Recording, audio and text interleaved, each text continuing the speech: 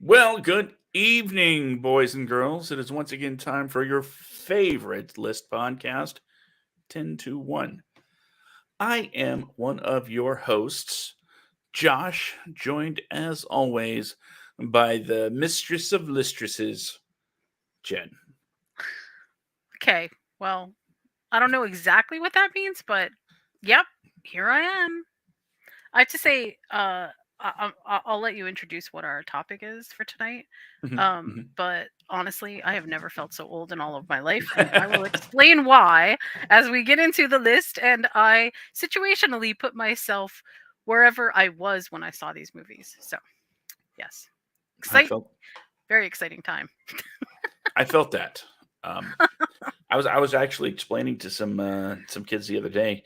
You know, you know when you're starting to feel, you know, that age when you turn on the radio and you hear like a song that you're like, yeah, I love this song. It's great. And then the station bumper comes on and it's like the oldies 107. I'm like, wait, what? What when did Weezer become oldies? What are you Uh, talking about? I saw this very well summed up in a meme that talked about going to the grocery store and recognizing every single song that comes on as you're shopping for groceries and Muzak is playing in the background. I feel that. I mean, like I'm like, why isn't everybody jamming out to this music? This is great. Yes, exactly. That's how I feel too. Oh man. But it was a good year. It was definitely a good year. It was a super interesting year for movies too. Such an eclectic mix of stuff.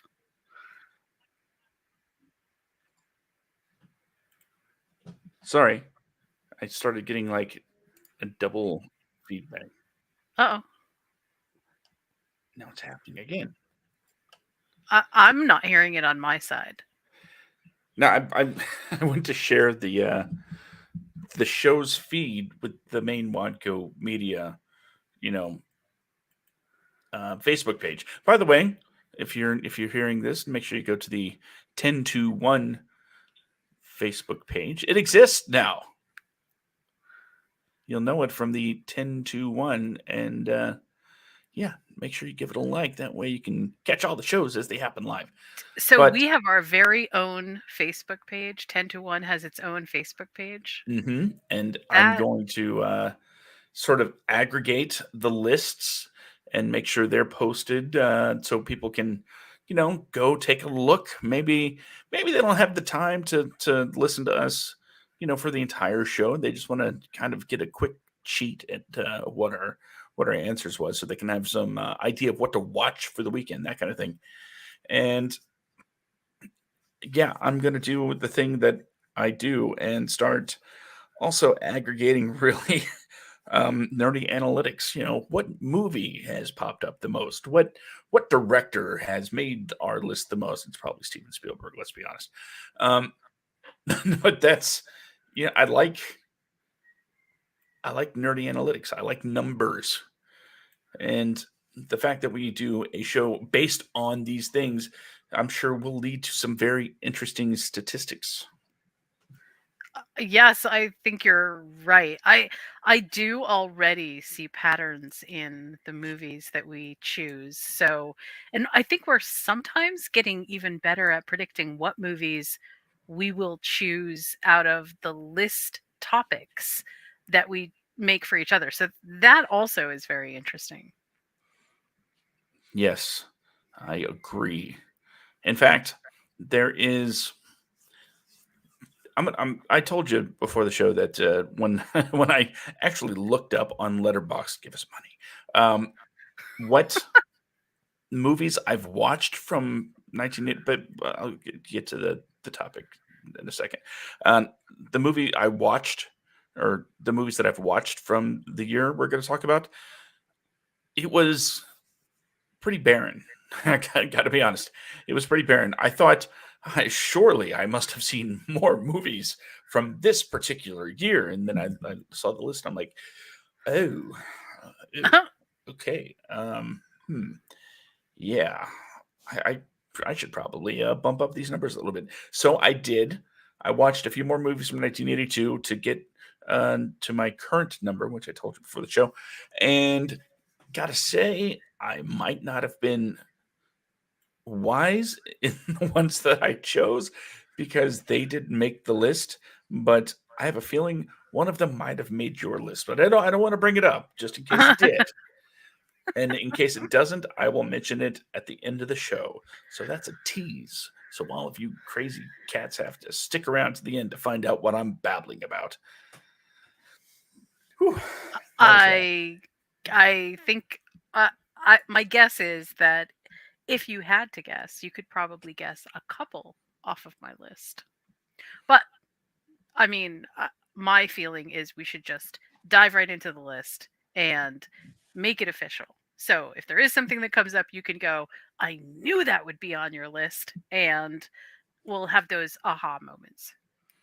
Well, then let's kick things off officially by first stating the topic of this week's list. And that is, of course, in honor of the one and only me. We're going to be talking about movies from the year of my birth, 1982. I went out It of my was a way to good sound year. old on that one. It was a good year. It was a good year. 1982 was a good year. Um, It it wasn't a great year for movies. I mean, there were some good movies, but it wasn't like oh my gosh, there are so many movies out there. I just can't seem to pick which one could have been the best. It was kind of a mediocre year for movies. I I mean, think there it's were some good picks, but I think it's one of those years if you like take, just from the critics standpoint, if you like take the top 4 or 5 and just omit everything else, somebody might say that must have been a hell of a year for movies. mm, But notwithstanding, you could do that for pretty much any year because, yeah, every year is going to have a couple of really great movies. It's it's depending on how many more you can add to that list of great movies that makes a year great.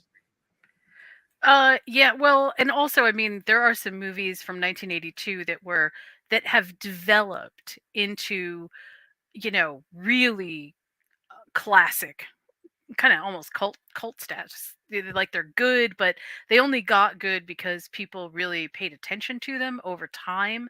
When they first came out, they were really not lauded as being the best of the best of the best. It took time for people to really sort of like marinate in them and go, yeah, okay, these are pretty good. And I will say that at least 3, 4 of the movies that are on my list definitely fall into that category. Um, 2 of them were just instantly amazing, and everybody at the time knew that they were instantly amazing. But most of the other ones on the list were sort of like out there enough that it took many years, sometimes decades, for the movie to become a recognizable, awesome piece of art. So there's that. Well, then how about you get us started with your number 10 and kick things off? All right. So my number 10, I'm hmm. I love this movie. I will preface it with that. There is little about this movie that I don't absolutely love in all of its camp glory.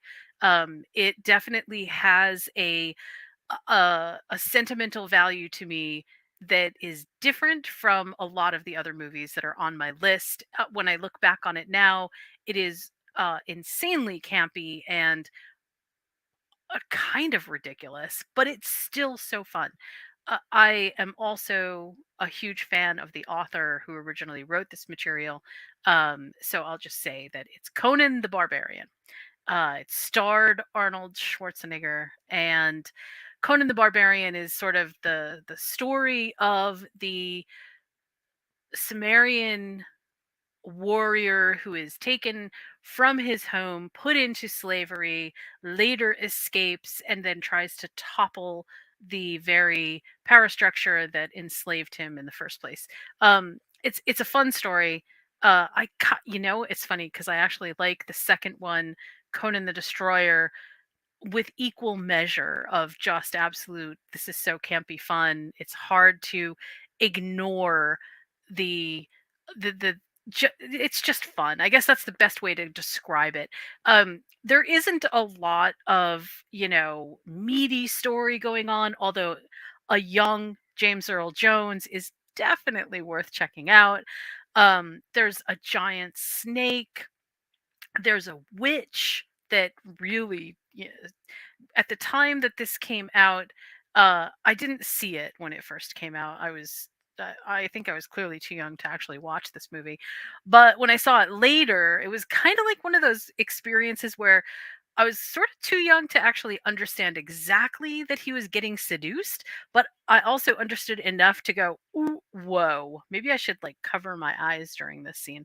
Um, I just think that everything about this movie is fun, and it to me, this is exactly what 1982 sort of on both sides was about. It was about reinventing epic quests and feeling as if there was some big story out there. And I feel like almost every single movie that's on my list is at in one aspect or other. This is the typification of that. So Conan the Barbarian, number 10. Quite the choice. I would have thought it might have been higher up on your list, but I knew it would be on your list. Too many. There were so many movies on my list, and I mean, I would have put Conan higher if I hadn't really felt strongly about some of the other ones. So I'll explain those as we go. Fair enough. So my number 10 is, I gotta be honest, I'm the only person I've ever heard talk about it. Oh, that's intriguing. And usually when, you get very specific about a year, it's the highlights, right? Hmm. Everyone knows the classics from that year. This, I think, is one of them, but I guess not many people agree. Directed by Richard Benjamin and starring Alan Swan. Not Alan Swan. Peter O'Toole as Alan Swan. That's some silly me. I told you I'm going to get a Oops. little foggy tonight. And very appropriate considering the topic. The movie is My Favorite Year.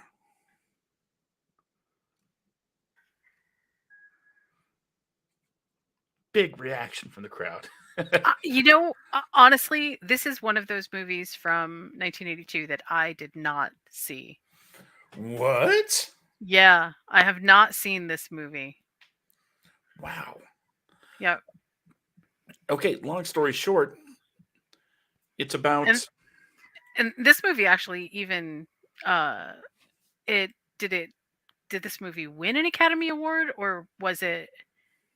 I feel like it was at least nominated for an Academy I Award. think And Peter O'Toole was nominated. there we go.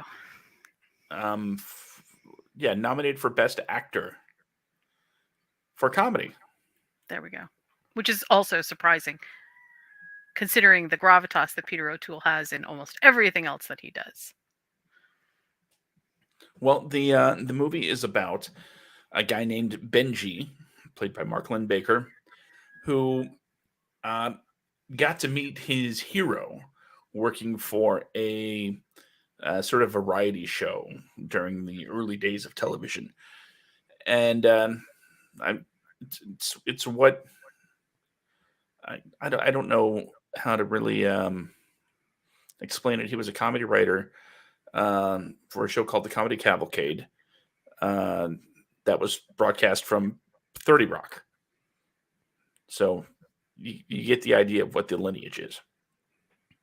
And when he meets his hero, he finds out that, well, sometimes you shouldn't meet your heroes. He's instead of the heroic Errol Flynn like character that he's portrayed as in movies, he winds up being like a drunkard that, you know, has all of these stipulations about his appearance. He's like, I don't do live, I don't do this, I don't do that, but he does get drunk a lot, and so it's kind of like a how Benji's kind of disappointed in what he thought was going to be, the best time of his life. And it just turns into to crap. And of course, it's a comedy. It's not just, oh, woe is me, my life sucks. It's him, coming to terms with it as all of these things happen around him. And it's said that this is Benji is sort of based on a combination of two people. Benji is based on a young Mel Brooks and Woody Allen, on their time with the Your Show of Shows. With Sid Caesar. Hmm. So it's not only. I mean, I love Mel Brooks. Absolutely love him. I love movies about old Hollywood, whether it's actual Hollywood or television from the 50s and things like that. I'd love a good story and a good comedy, especially with that type of humor. It's always been kind of a niche for me, so I appreciated all of that. Of course, didn't see this when I was a kid. It's one that I watched much later in life. And I didn't even realize it was made in 1982 until I was putting this list together. So my favorite year is an absolutely hilarious movie about a subject I adore and put out in a year that I would call my favorite year. And that's why it's my number 10. Nice. It is on my watch list. Yeah. I mean, it's only been, 40 years. So I'll get around to it. Um, okay. So my number 9 is a movie everyone will instantly know the moment that I say its sort of iconic line. And what can I say? Either you love this movie or you hate it. But the iconic line is Khan. Yes, I am definitely talking about Star Trek II: The Wrath of Khan, which, okay, I have to say that when I first saw this movie, I thought it was ridiculous. Like, really, really, they bring the time traveler guy who is frozen in cryo and super strong Ricardo Montalban back as Khan, who is now sporting this sort of like 80s hairdo with, wild.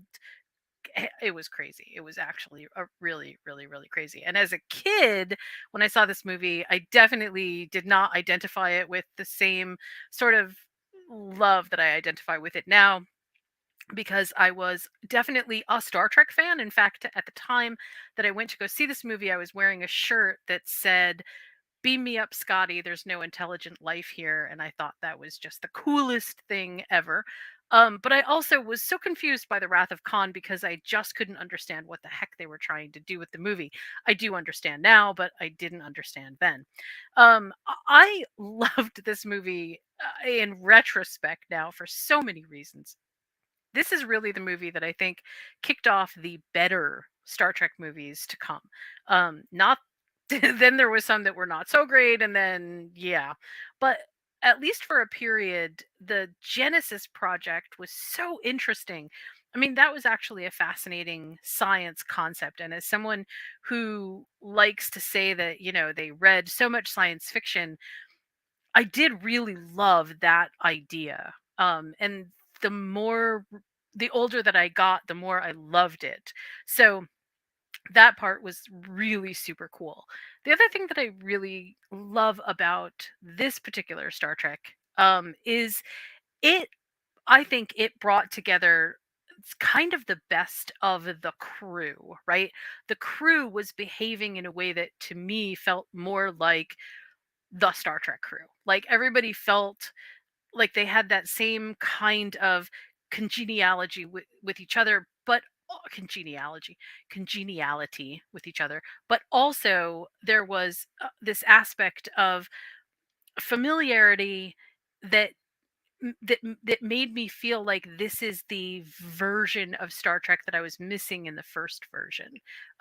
So it scores number 9, not because of the fantastic special effects, because they were not very great, but I do really like this movie for a billion different reasons.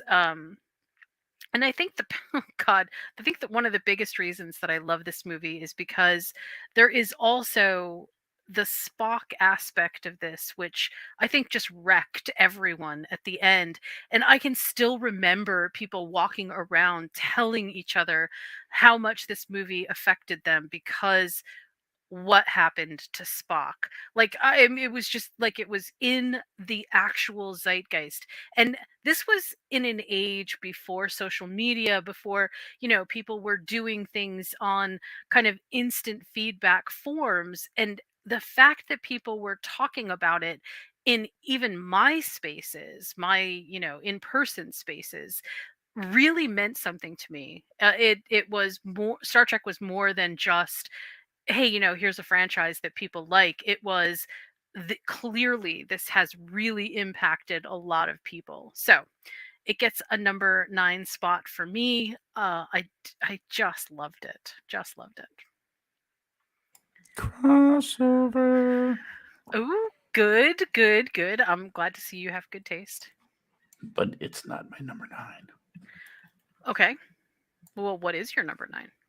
My number 9 is a movie that I think I have, in a lot of ways, you to thank for making me watch.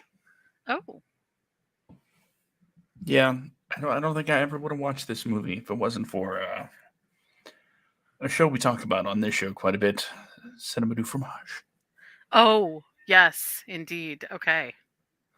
And when I saw it, I mean, I'd always heard of it, but of course I'd heard of it, but I had a very loose idea of what it was actually about. And I'd always told, "No, it's terrible. Don't even bother." Oh no. But then we did an episode on Cinema du Fromage all about Halloween 3, Season of Oh, the Witch. that's right. And I have to say, I enjoyed it. I liked it very much. In fact, having seen just a few of the Halloween movies, um, other than the first one, this might be my favorite. Wow. For those of you that are not aware of what Halloween 3 is, I know some of you might be saying it's a Halloween movie, Michael Myers. We all know Halloween. Well, you would be wrong because Michael Myers is not in this movie. He's I don't even think he's mentioned in this movie. No, I don't think he He is either. it's just a Northern California town, right? Yep. And there's no Michael Myers. Um, But there are masks. yeah, So that kind of is the crossover a little bit. Yeah. and it takes place on Halloween. And it does take place on Halloween. But Jen, why don't you take us through a little bit of what it's about? Okay. Well, Halloween 3 is sort of built up around one of, I think, Hollywood's favorite peak aesthetics during the time. Well, peak topics, but also there is this aesthetic that goes along with it, which is kind of like, the corporate center of things and how corporations can influence us to the point where we are making choices which are probably not great for us. And y- this, okay, how can I explain this? What's a good way to explain this? So, and this is Halloween 3, not Halloween 2. Am I missing something, Josh? Because it is Season of the Witch, right? Yes, Season of the Witch. Okay, so I thought you said Halloween 2, but it's Halloween 3. Yeah, Halloween 3.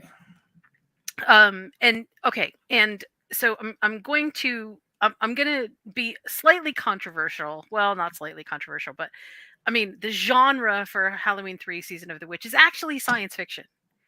And the reason that it's science fiction is because the film sort of moves off in this direction of witchcraft instead of being sort of a straightforward slasher. It is absolutely science fiction, 100%. But it departs from the normal feel of a Halloween movie because it doesn't exist in the universe with Michael Myers as the center of it.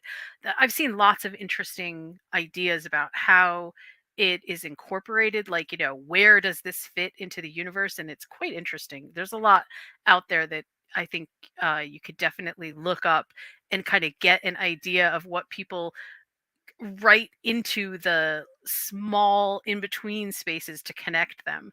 But basically, what happens is there are these microchips in masks, and the masks basically create this energy beam, and the energy beam has this like insect thing that is really gross. And they build this whole thing up so that they want every kid in America basically to put on one of these masks at Halloween, and they're going to play this special song, which has become sort of iconic for the Halloween 3. It's one of those catchy synth kind of pieces. And I won't give away everything, but basically the idea is that corporations can control us pretty easily, and the nefariousness the of whatever the corporate goal is, generally with that kind of control, isn't something that's good for mankind. I mean, like, there's lots of little subplots, there's all kinds of stuff that sort of deal with I mean, basically the whole thing, as it's being explained, it's it's it's the it's the reconstruction of this pagan ritual. So it is basically like, a throwback to real witchcraft, but it's being done over the airwaves. So here you have like a nice little mesh of current technology and the microchip in the mask, but it's really a pagan ceremony because it's on Halloween, and things like that. It's actually kind of a cool concept. It's also very cheesy. This movie is very cheesy. I mean, like, really cheesy. Would you agree with that, Josh? I would say that its inclusion into Cinema du Fromage was earned, Yes. but as I mentioned before on this very show, what should be made clear is, of course, cheesy doesn't connotate bad. Oh, not at It's all. cheese. And who Yes. doesn't love cheese? I mean, this movie has a little of everything, right? It has some science fiction, it has an android, it has people, racing and fighting to disrupt the signal so that, basically all that will happen is people will put on a mask and nothing will happen. It involves super awesome but very cheesy synth music, which has, like I said, become super iconic. There it is. And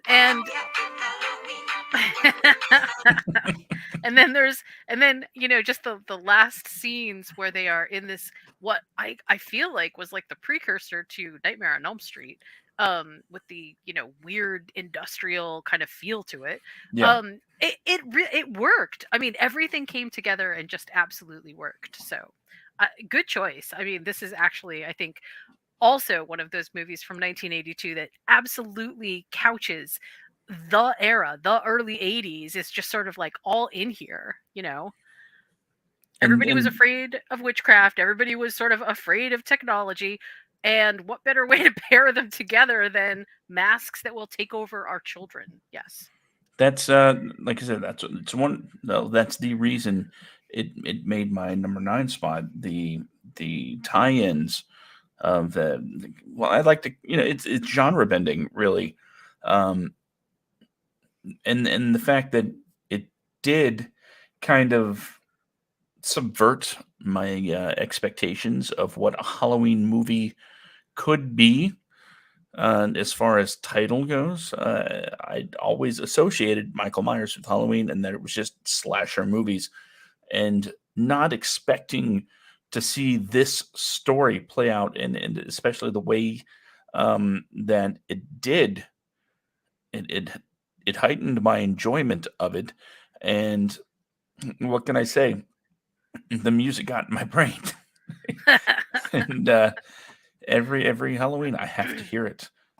I I will say have one to thing hear about it. this movie, which I feel like if you are younger, if you are a millennial, you won't understand this at all. But I'm a or Gen millennial. Z or whatever. But here's something that is like absolutely true. Um, we all walked around with those stupid plastic masks on our faces every Halloween for every conceivable character that was in pop culture. And it was a real thing. You know, you were not celebrating Halloween unless you had one of those masks. It was so important.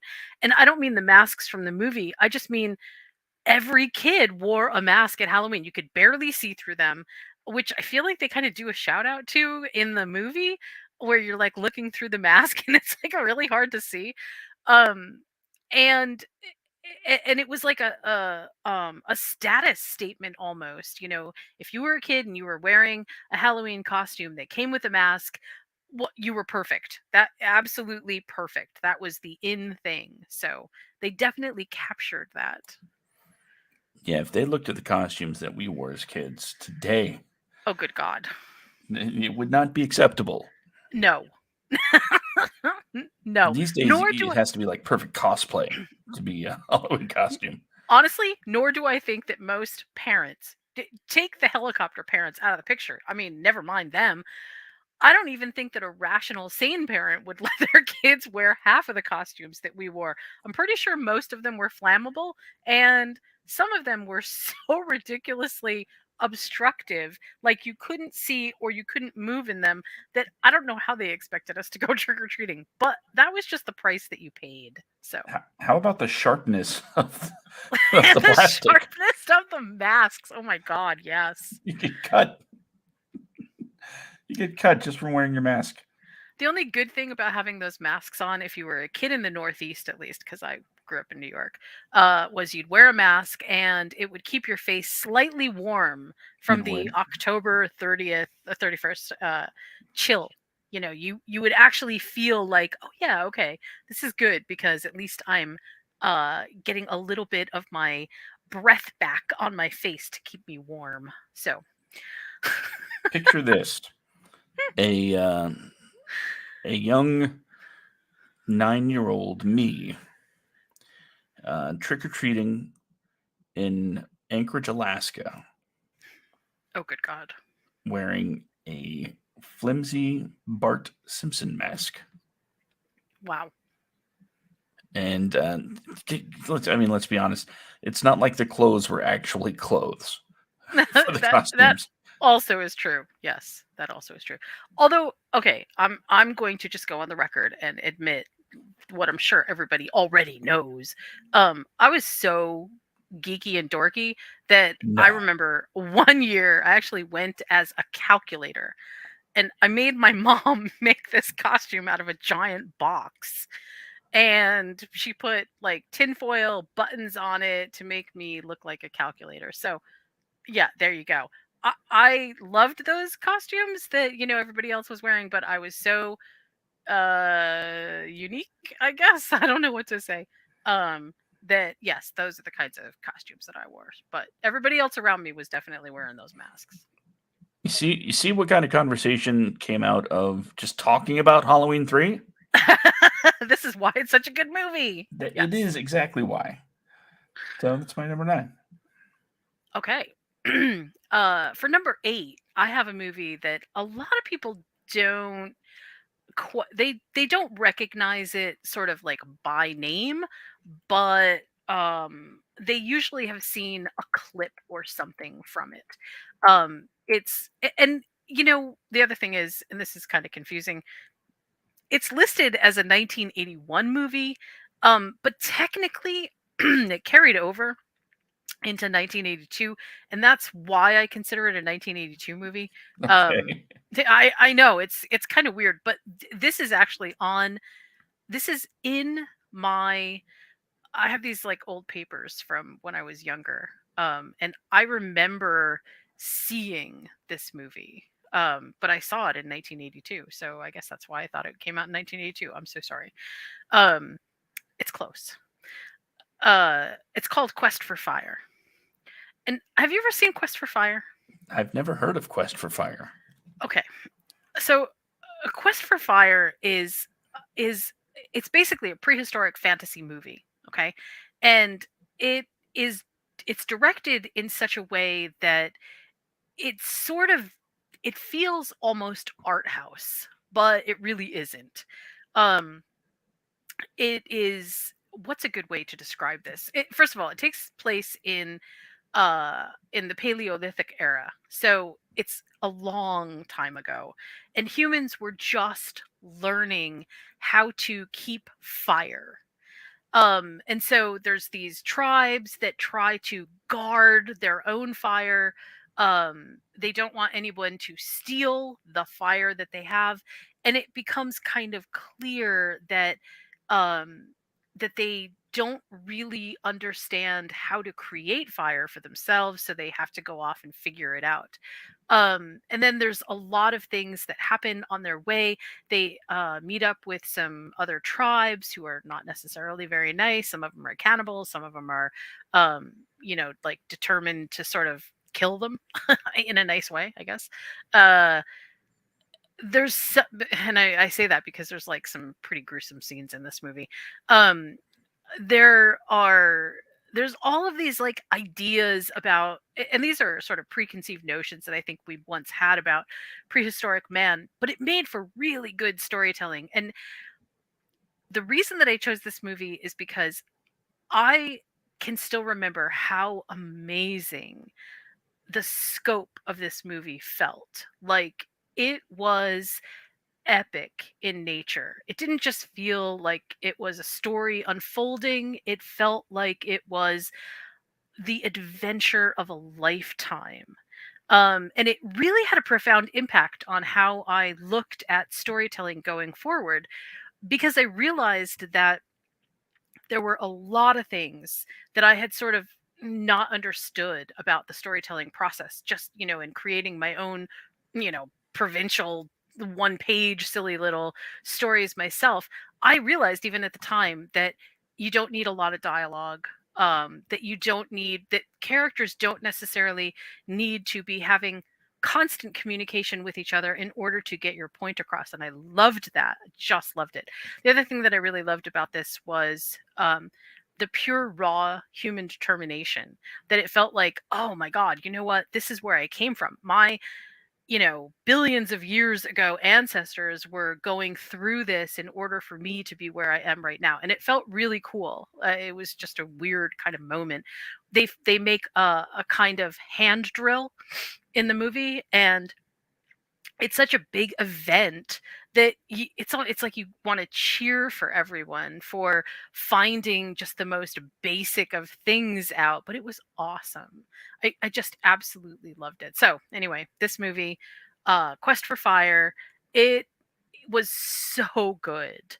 Just really, it hit all of the right notes. And also, it didn't do, I mean, it does pretty good, I should say. It does pretty good at Rotten Tomatoes. I mean, it's got an 80%, so it's not a terrible movie. Actually, I think it's higher than that.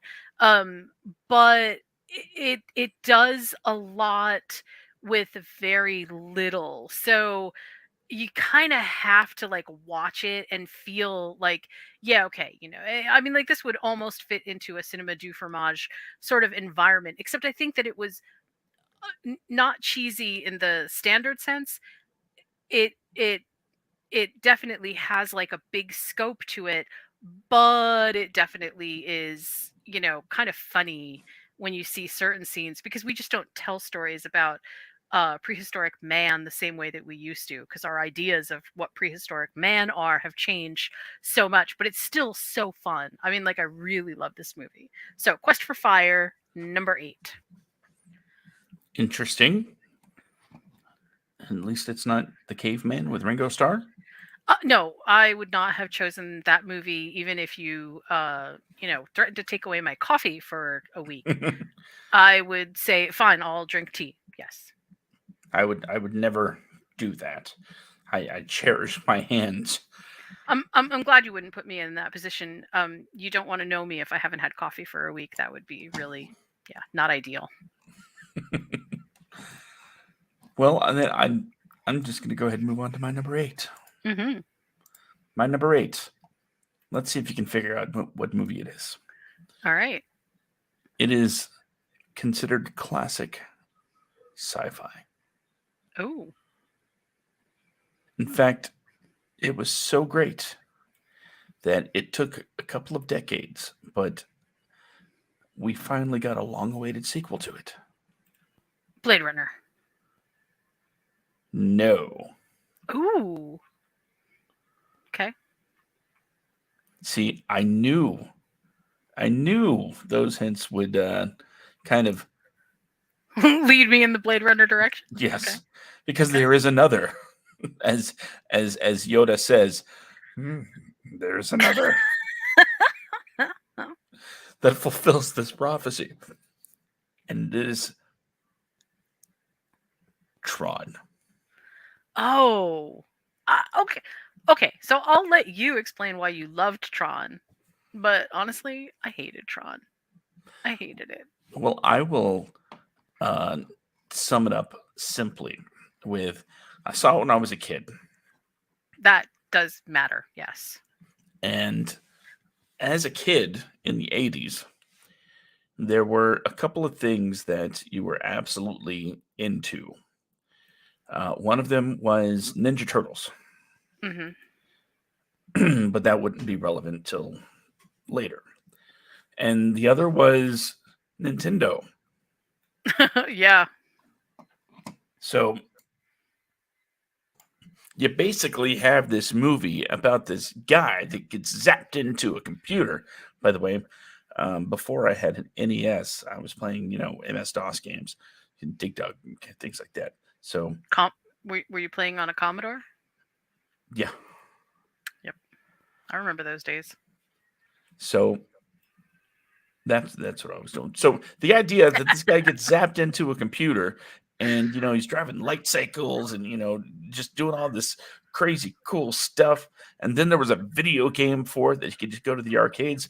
By the way, kids, an arcade is a place where people would gather and play video games after feeding money into it. I know they're not very popular It's such a foreign these days. concept now, Yeah, you had to go places to play video games. right? Yeah, it was it was a very communal experience way back when, You go to the and pizza center or the pizza center. You go to the pizza place, and in that there would be like a little center where you would have arcade games, and every single person that you knew would know how to play at least one of the following: Asteroid, Space Invaders, or what was the other one? I Galaga, forgot what it was called. Yeah, Galaxian. Galaxian. There we go. Yep, those were the days. So in my young mind, a movie about these things was mind altering. Now, I'm not gonna, try and say, yeah, this was the greatest movie of whatever. It's not even the best Tron movie, to be honest. And I know I'm kind of downplaying why it should even be on my own list, the topic I picked. But when it comes to 1982, first of all, I told you the pickings were slim on my list. But second, I wanted this to kind of really identify, story, plot, whatever you want to call it, the hell with it. This is about that joyous feeling of seeing the lights and the experience of all of your childlike fantasies coming to life on screen. Yeah. That's what it was about for me. And there is still that tinge of nostalgia that makes me go, wow, that just to be able to do that, to do what they did, it's the stuff that dreams are made of for a kid. I want to be in the video game. I want to be the hero, that kind of thing. Um, Right.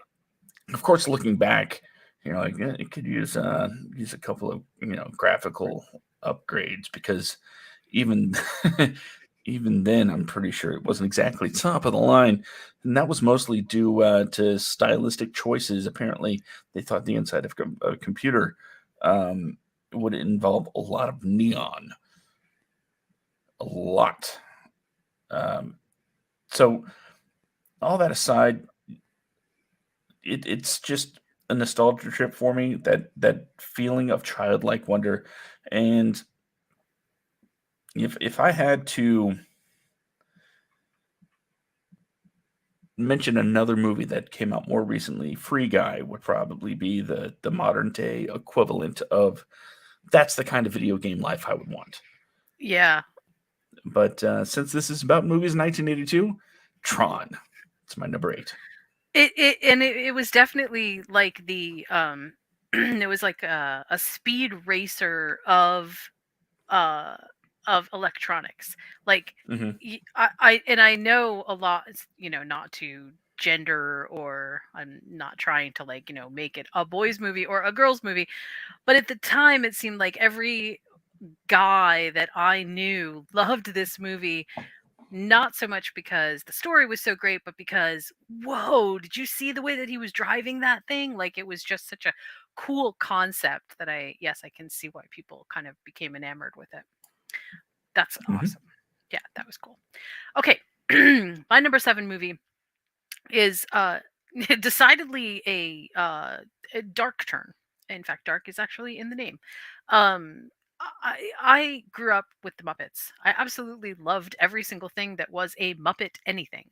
From I grew up watching Sesame Street. It was huge. It was actually really part of who I kind of figured out I was. Like, um you watch Muppets do things, and they remind you that, sort of like, they are the segmented part of every person.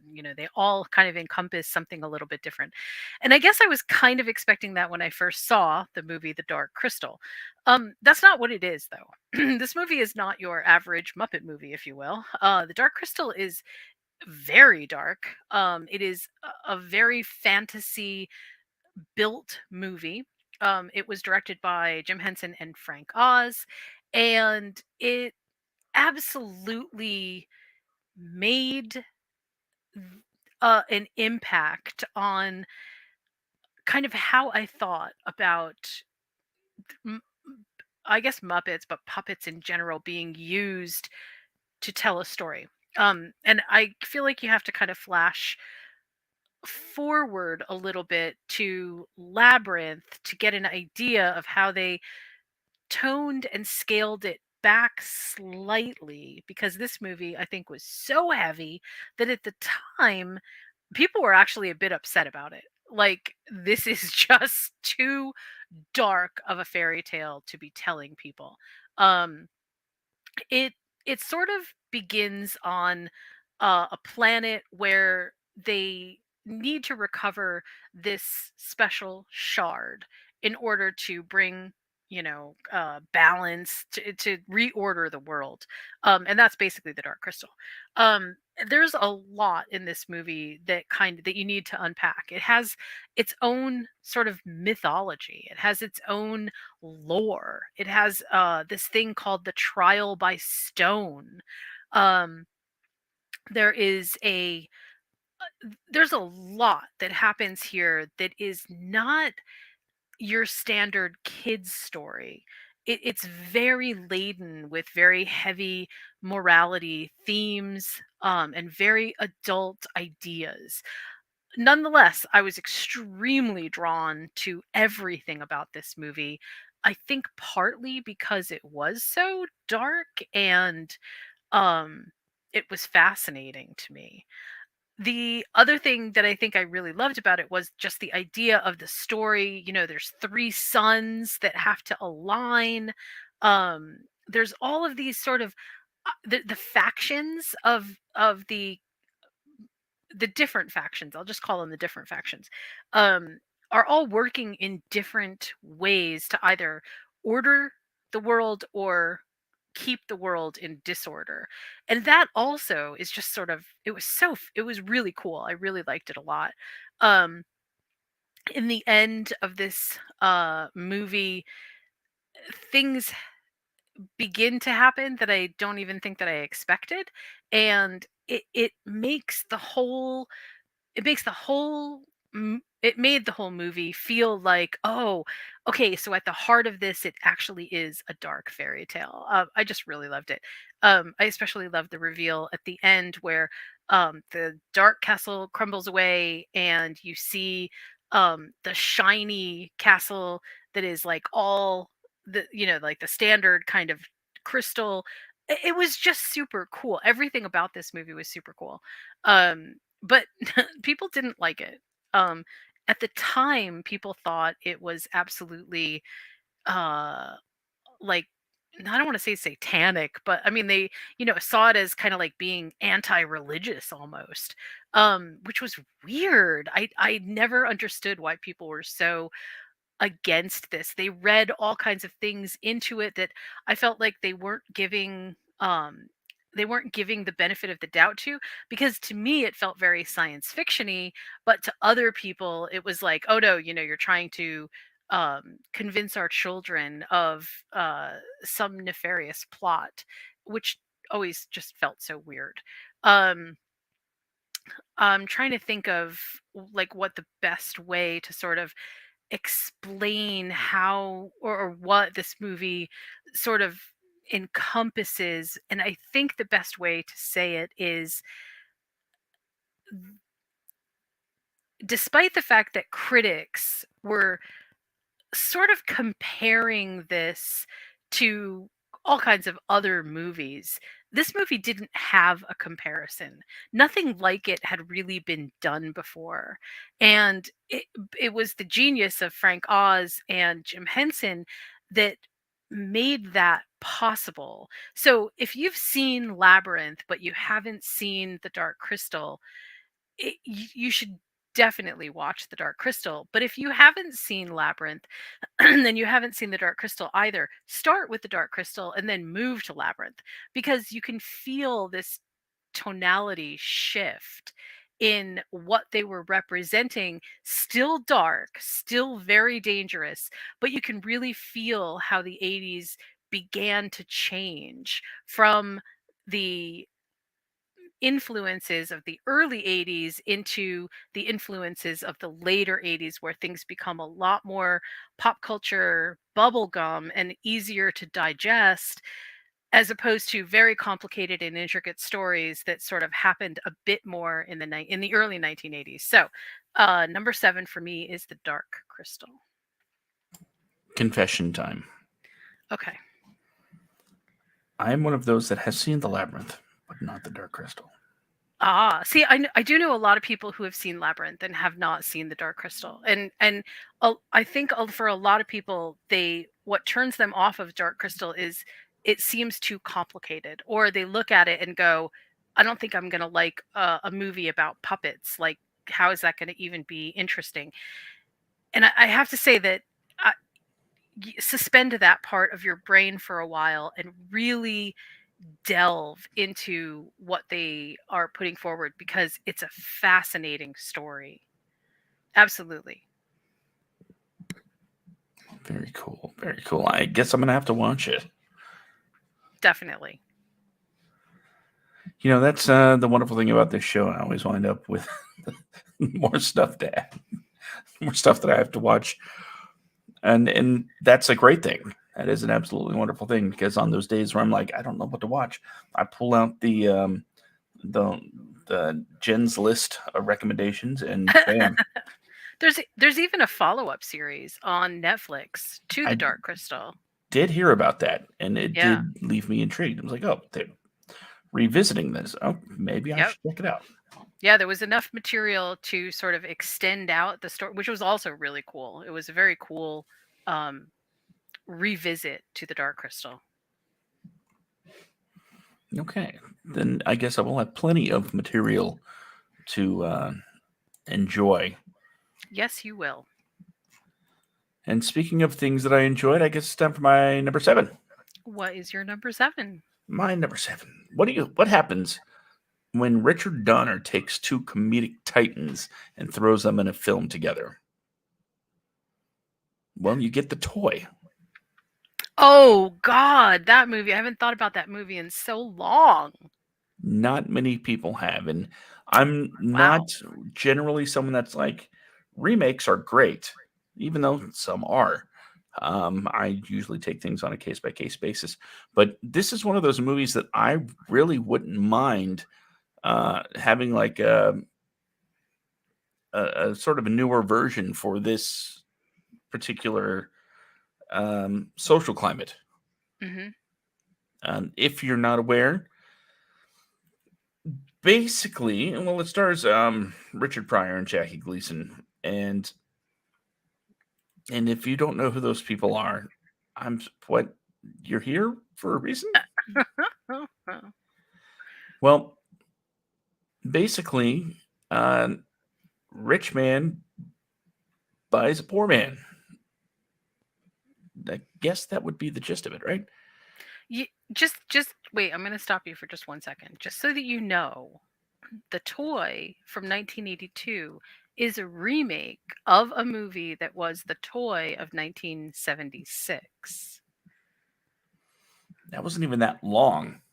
I know, but I think but I think it was the Richard Pryor, Jackie Gleason, Ned Beatty sort of trifecta of awesomeness that launched the idea for The Toy of 1982. And honestly, it's quite a bit better. But better in a way that like the comedic timing is better. Hmm. Because the 1976 version is actually a little bit more critically acclaimed than the 1982 version. But I continue. I'm see so sorry. the 76 version is a French film, so that yeah, America takes a good idea and makes it American. That sounds Indeed, about yes. American. That sounds about American. Yes. Okay, so sorry, continue. Well, and I guess to expand on it, uh, the rich guy buys poor guy to entertain his son as, well, the toy. Yep. Now, you could see just from the casting alone that if this were made today, there would have to be some changes. Because there are certain connotations that uh, buying people has that maybe didn't quite hit as hard in 1982 for some reason. My lifetime, our lifetime. That's probably, yeah. I think casting would have to be pretty different. A lot of the plot points might have had to be downplayed, especially when we get to the party scene and When the KKK are there? Yeah. yeah, Yeah. pretty much. And here's the thing: Richard Pryor, uh, who is, I mean, his entire career has been kind of an in your face to that kind of mentality. Especially with a lot of his movies, uh, having this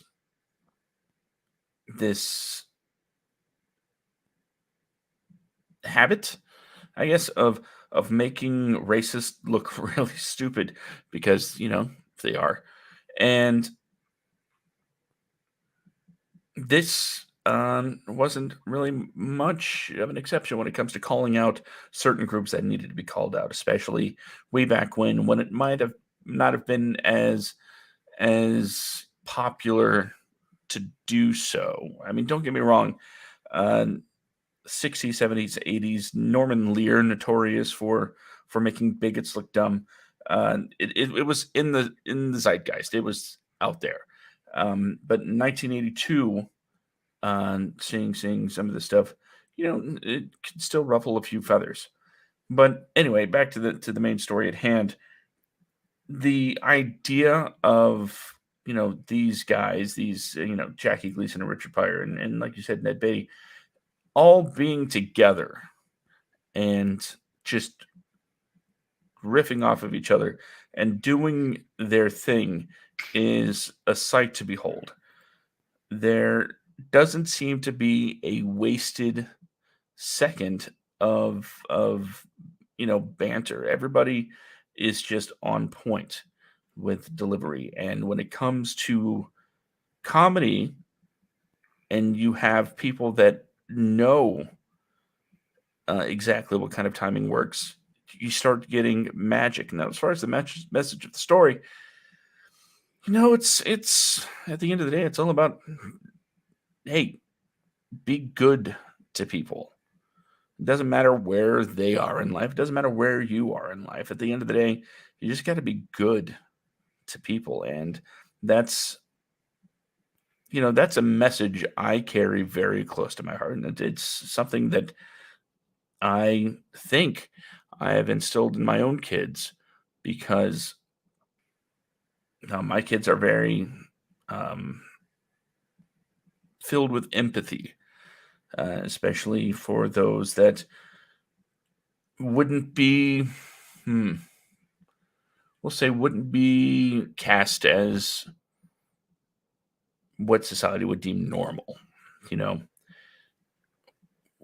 I've always stressed we all have our foibles, we all have our backgrounds, and we don't judge each other or treat each other differently based on where we're from.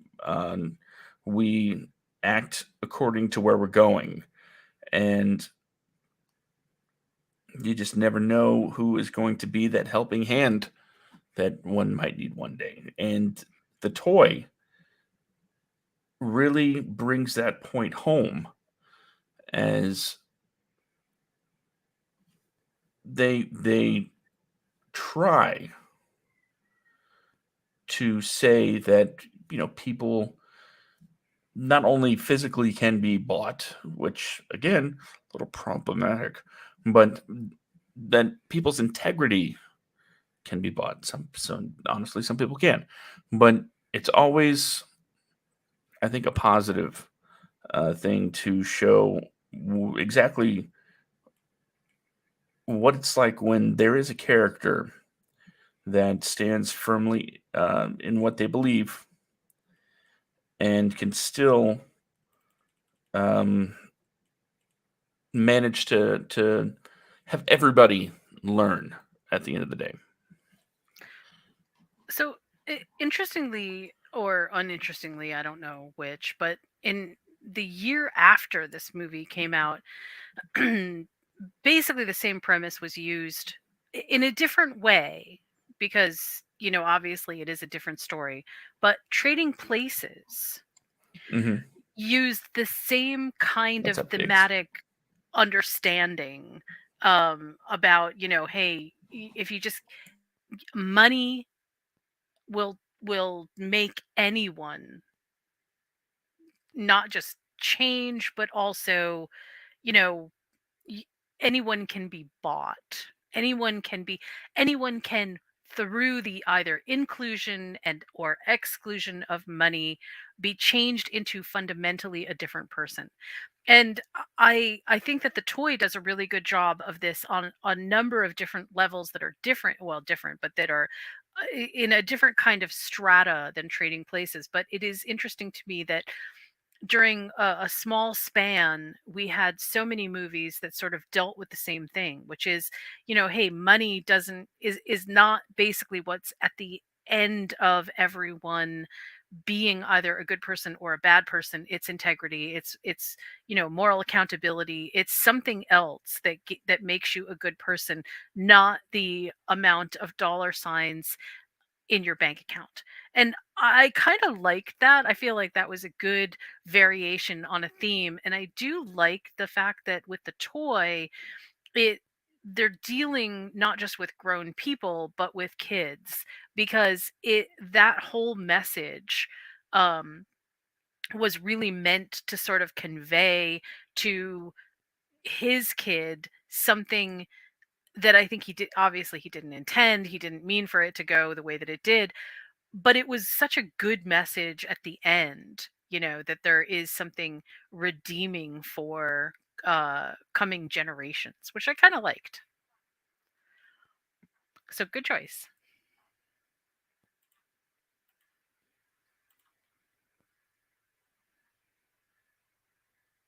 Did I lose you?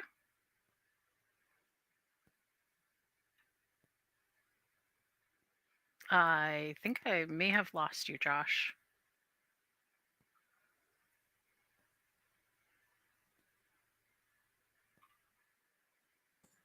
Interesting There point you there. are. Okay, gotcha. I thought for a second that I completely lost you. Okay, I'm going to move on to my number 6. Okay, Okay.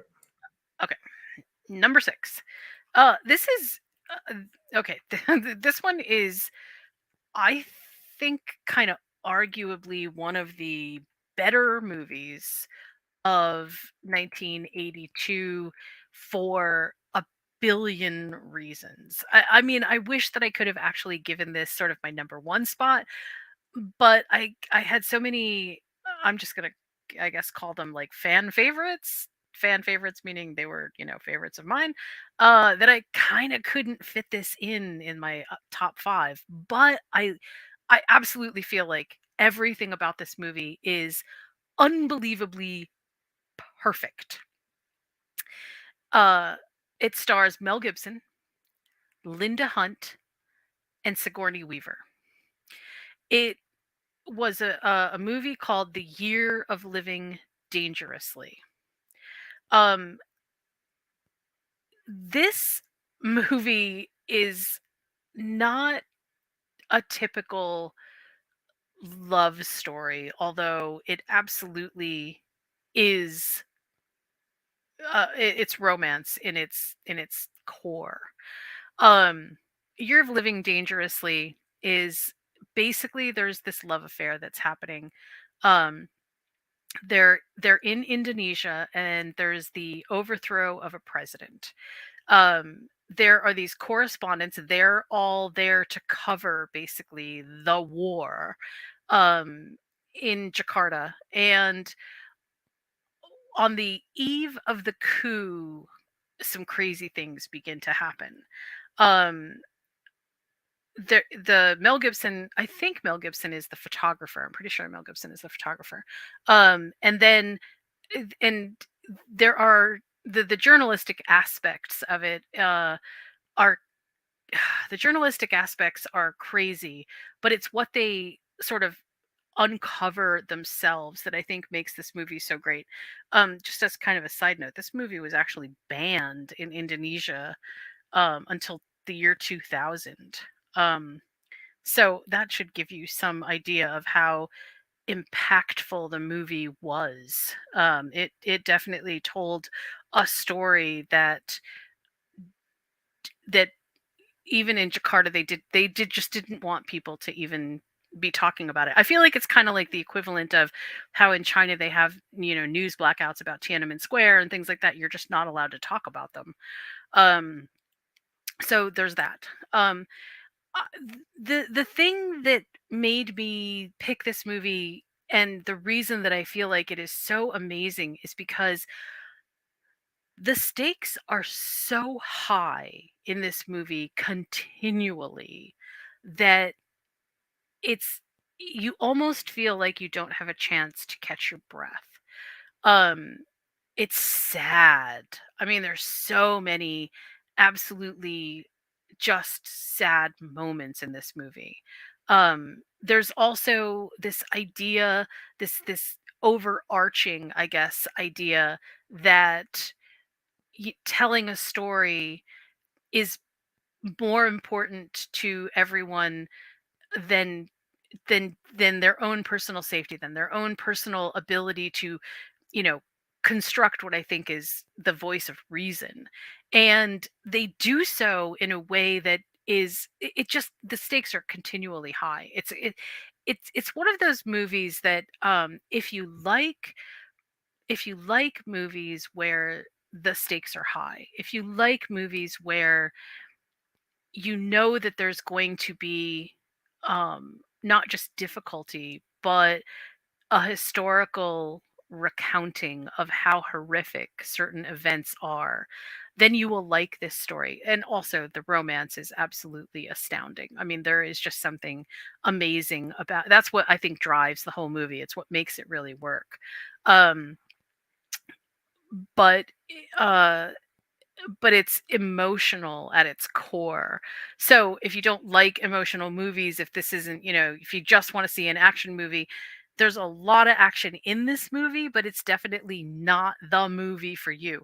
This movie is incredibly filled with emotion and very, I mean, it starts out basically by raising the stakes in a huge way. So you're kind of sucked in from the very beginning with the coup, with with them trying to document what's happening and realizing that things are escalating to the point where their own physical danger, or where their own physical safety is not going to be guaranteed, and they still stay anyway. It's just a really great movie. So okay, so The Year of Living Dangerously is my number 6 movie. And like I said, I really wish that I could have put this higher up on the list. I'm not a huge fan of Mel Gibson anymore because I'm just not a huge fan of like a lot of the work that he's done after, but I loved Linda Hunt in this.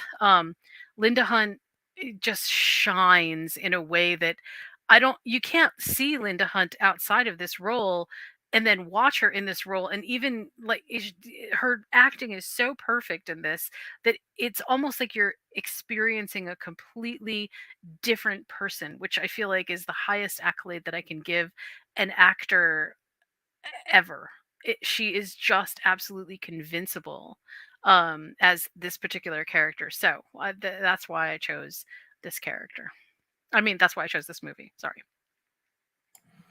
Have you ever Yeah, seen this movie? gotta say, never heard of it. Really? Yeah. Oh my god, that's actually really surprising. Is it though? Linda Hunt won for Best Supporting Actress. The film was nominated for Best Film. It was nominated for Best Direction. It was nominated for Best Actor in a Leading Role. It was nominated for Best Actress in a Supporting Role. It was nominated for Best Adapted Screenplay. It was nominated for Best Cinematography. It was nominated for Best Costume Design, Best Editing, Best Original Score, Best Production Design, Best Sound. I mean, like, you name it, it was nominated. It was just absolutely astounding. So it's very big in Australia. I imagine so. We had my Mel Gibson pick last week with Mad Max, if you recall, Hmm. and this seems to be another one of those. How you say? It was like a Mel Gibson movie before Mel Gibson was Mel Gibson. Yeah, I think so. And also to see Sigourney Weaver in this role is sort of like a reminder of Sigourney Weaver is not just Ripley. Or Avatar. Sigourney Weaver has had a storied history as an actress, and this role is also an amazing role for her to just absolutely shine. Also, if you don't know anything about the political unrest in Indonesia, during that time. And these people were supposed to be at the British Embassy in Jakarta, just to sort of give it some background.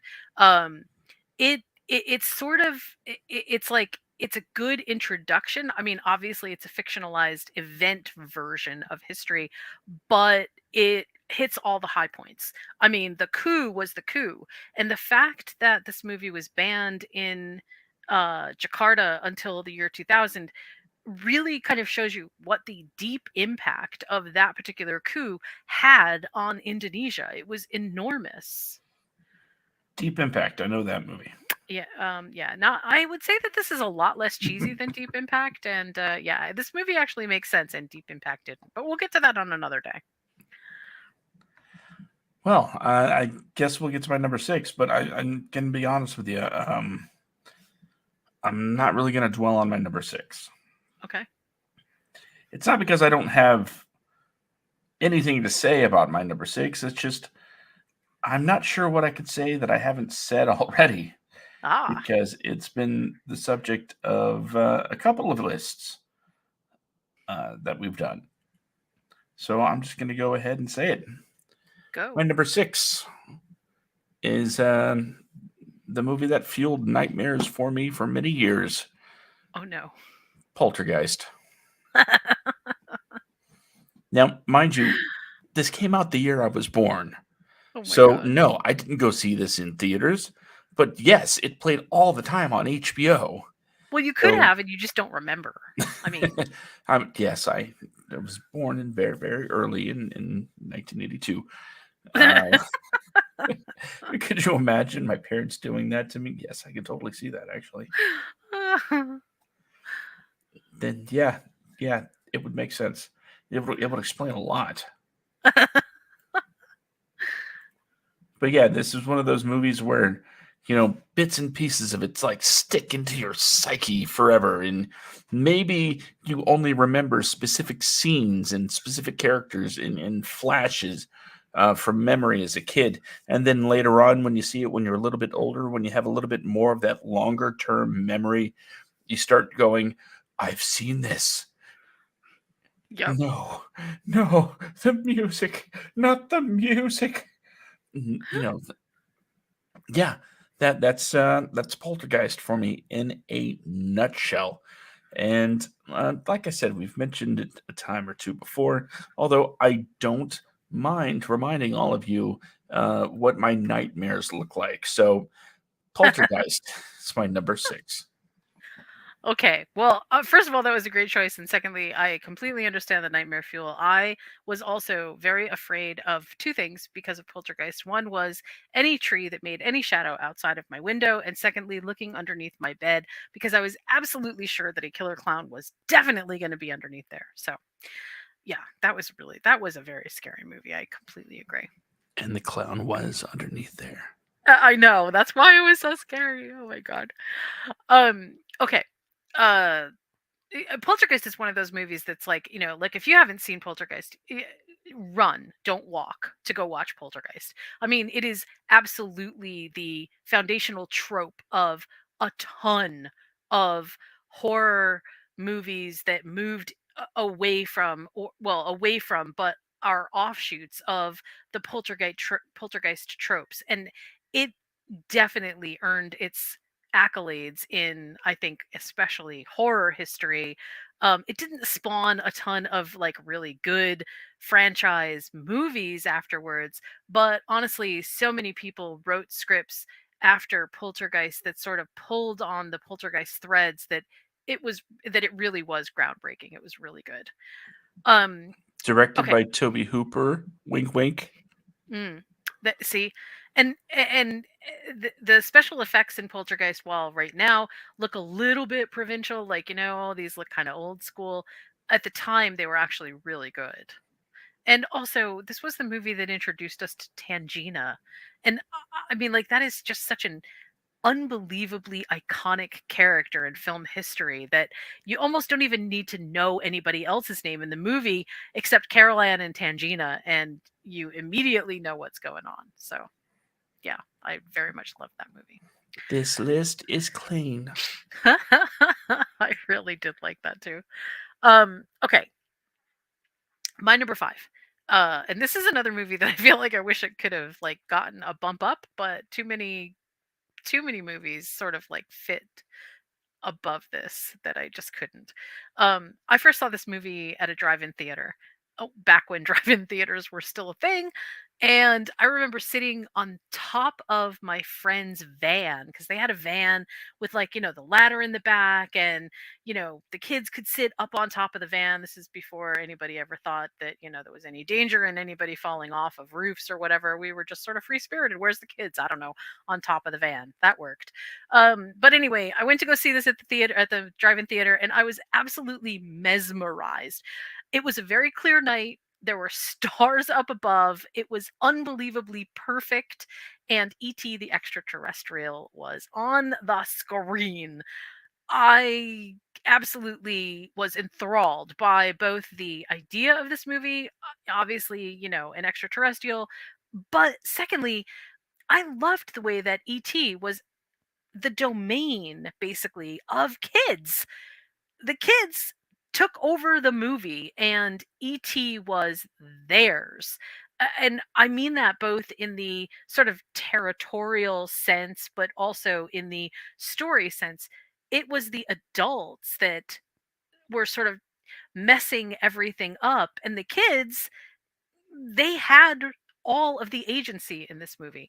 It reminds me a lot of where some of the good stuff from Stranger Things comes from. And I have to say that I really love it. uh Basically, there's an extraterrestrial that comes down to the planet. He's busy collecting samples and he gets left behind. He meets this little boy named Elliot, and Elliot, because of his proximity with ET, builds this sort of symbiotic relationship, a bond with him. And eventually the government, of course, is tracking him down, and they find him. And in the most heart-wrenching of scenes, Drew Barrymore, who plays Gertie, Elliot's sister, thinks that ET is dead, and the visceral sobs from an outdoor movie theater were just, you could absolutely hear everything. Everyone was crying.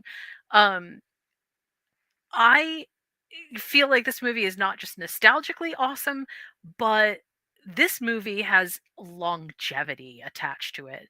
It really does stand the test of time, I think, because it is such solid storytelling.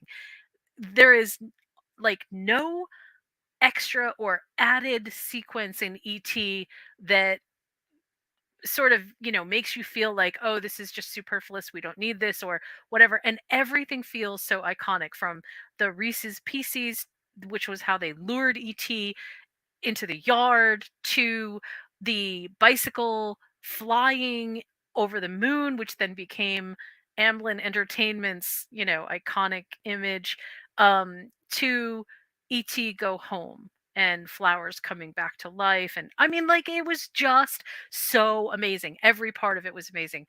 And the very last thing that I remember from this movie was the spaceship leaving Earth and creating a rainbow in the sky. And I was like, that was it. I wanted to be a filmmaker after I saw this movie. I went to college for filmmaking. I totally remember at that moment in time that that was when I decided I need to do this. This is my calling. So it has a huge impact on me, both now and then. And I just can't imagine anybody talking about movies from 1982 and not adding ET the Extraterrestrial into that mix. So, Steven Spielberg, I'm sure you've seen ET. What now? Get out of town. You have totally seen ET. Everybody's seen ET. Yeah, we'll go with that. Really? Have you really not seen ET? No, you got to tell me now.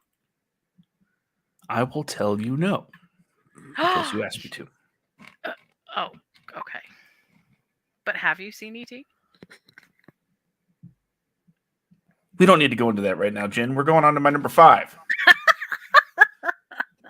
Okay, fine. But don't think that I'm going to forget about this. I am going to come back and haunt it. Okay, go. 5. It's one of those moments. One of those moments in time that you can never take back. I'll remember. I definitely will remember. All right, what's your number 5? Well, my number 5, numero cinco, is a movie that exists, As do all of our movies, which which is a is good a thing. good thing. Yes. No, my number. I had to pull up my list. My number 5 is a movie that, honestly, I did not see until last year, to be honest. Oh. And quite frankly, I don't know why I waited so long to see this movie. Maybe it's because it's just never been one to cross my path very often, especially when it comes to conversations. The sort of the material isn't possibly one that I don't know. I honestly don't know. I will say this. It was definitely not what I thought it was about, Oh. and maybe that's why I hadn't watched it up until last year. When I finally sat down and read a synopsis of, oh wait, that's what this is. Oh yeah, I should definitely watch this. This is right up my wheelhouse. Hmm. No, I should probably tell you what the movie is. It's Tootsie. Oh, very good. Yes, Dustin Hoffman was amazing in that movie. So imagine me for years seeing this guy in a dress on the cover of a you know movie box on a movie poster, and I'm like, I have no idea what this is. And like I hadn't just sat down to read any kind of synopsis, so it just kind of it's just been there, and you see it on lists of great movies and great comedies, especially, and great comedies about the business, which I absolutely love. And I did have that moment where I'm like, why haven't I seen this yet? This is everything that I like in movies. It's for those of you unaware that maybe lived in the dark like I did for decades. Um, Dustin Hoffman is an actor. He's a good actor, but he has a bit of a reputation for being difficult to work with because he's. I know somebody's used the term perfectionist, but I hate to bite on other people's words. But yeah, that's essentially what it comes down to. He's difficult to work with because he's a perfectionist. He wants to to nail down every little aspect of whatever role he's playing, and so he's having a hard time getting jobs as him. So he decides to come up with a character. Am I getting it right so far?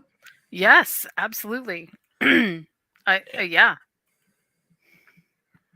And when he comes up with this character, he, like I said, he's a perfectionist. He wants to get everything right. This character he comes up with is a woman.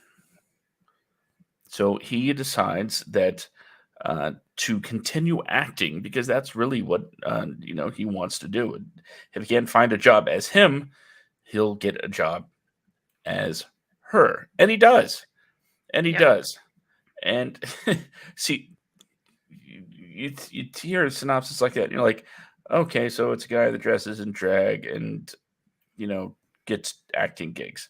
Hilarious, right? Sort of, but what really what really sets this thing apart is the fact that while he's a good actor, she becomes a sensation. Yep. And it's because they're on basically like a soap opera, which kind of doesn't really exist anymore. But it becomes so iconically popular because people are watching episodes continually. So Hmm. the characters getting constant exposure. And that makes it the thing, nobody knows that. What what was it? Dorothy? Was that Dorothy, yes. nobody knows Dorothy is a man, and Dorothy is like this, like literally becomes a national sensation on this soap, Right. because the '80s, and I remember the '80s. Especially the soaps. My mom loved the soaps. You heard about Luke and Laura and all that. So this is along those lines of, yes, it became a big thing. Dorothy was a huge star, and suddenly there were like gentlemen suitors and things like that. It just does become, well, I don't want to say it becomes this wacky misadventure, but it has some of those elements. But at the same time, I think it does keep at least one foot firmly planted in the story of this actor that it starts off with. It could have easily just gone off the rails and just been this, you know, uh, what the slide whistle thing, blowing all the time, as silliness erupts all around him. Again, there are some moments of, oh man, that's just silly, but it always keeps the story exactly where it needs to be taken seriously, and that is, I think that's what sets it apart from other movies that have taken this concept, and definitely taken this trope of cross dressing, becoming female. Oh, suddenly this guy doesn't know what is into him, but he doesn't know it's a guy. So that's whoa. It's Go ahead. Tootsie is absolutely the one of the better adaptations of As You Like It from by Shakespeare, where you basically have a woman, in this case it's a man dressing up as a woman, but in Shakespeare it's a woman dressing up as a man in order to facilitate something happening, and then romance occurs, and then there is like this whole reconciliation of, oh, did you have feelings for me? Yeah, I had feelings for you too, but I couldn't tell you because at that time I was a different sex. It is a very interesting thing that we have definitely been discussing in literature and in art for centuries. But this adaptation was actually really good. I really liked it. It's I think one of the reasons why it's going to crack my why it did crack my top five is um, Dustin Hoffman's performance. It's one thing to play an actor as an actor.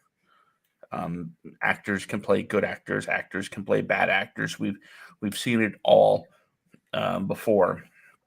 Dustin Hoffman is so talented that, I mean, he's a great actor playing a good actor that's playing a great actress.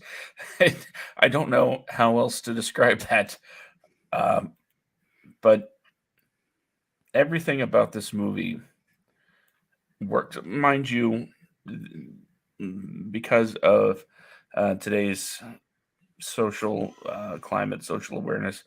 There would be a few touch ups to the script, but not that I'm saying I want to see a remake of Tootsie, but if we were in a position to where this were to be shot today, um, I'm not. Well, gosh, I don't know if you could find someone that could pull off what Dustin Hoffman did. To be perfectly honest, that would be quite the shoes to fill.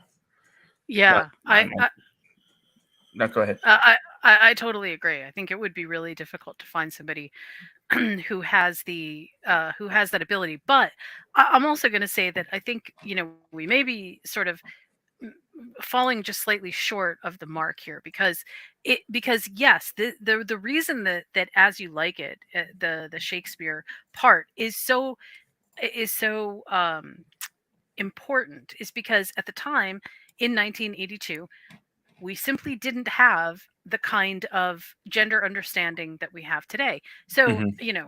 you can say whatever you want. You can, call the movie woke. You can say, oh, that's way too liberal or whatever. But honestly, look, we understand now that this is not what it seems to be. And this isn't a case of the character dressing up as a woman because he identified as a woman.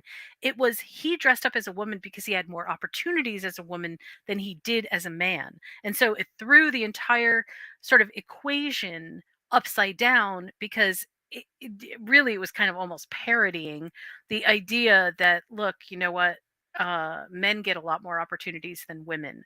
And so, in some ways, there was like this super dark satire attached to it that was like a subvertive trope to who gets the most opportunities and why. And then there are the additional layers of, hey, yeah, there's these love stories happening. There's these ideas of, this doesn't work, but this does. I think that if we were to remake this movie today, we would make some pretty wide sweeping adaptations to it to better sort of frame the discussions that we have around gender, because simply dressing up as one sex to pass as another is no longer the issue that it was in 1982. It's something completely different now. So it sort of it it's baked into the 1982 culture that this was uh you know something crazy and scandalous. By today's standards, it's a little bit different.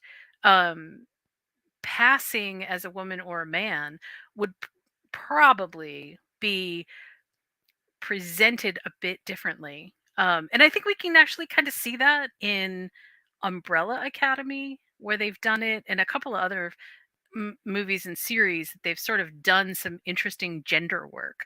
But as it stands by itself, I feel like Tootsie is definitely, this is where we were in 1982, and it does make sense, especially since, again, women did not have the same opportunities for success that men did.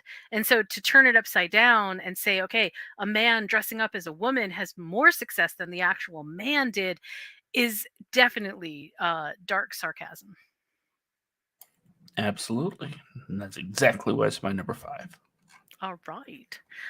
Okay, so my number four is a movie that most people have probably not really seen, but they know the music or they know some music to it.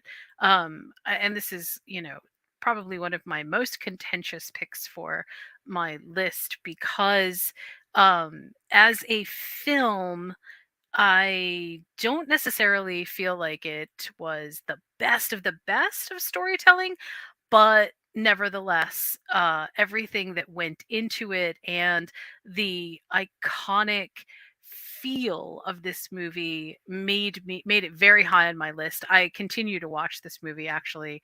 It still has a lot of relevance for me. It's Pink Floyd's The Wall. It was written by Roger Waters, and also the lead vocalist for Boomtown Rats. Um, Bob, I want to say his last name was Geldof. I think it was Geldof. Um, and and actually, Bob Geldof stars as Pink, who is the Pink in Pink Floyd, and he experiences so much over the course of this movie. He becomes a drug addict. His dad dies. He becomes this sort of caricature of a rock star. And all of these crazy sort of things happen to him.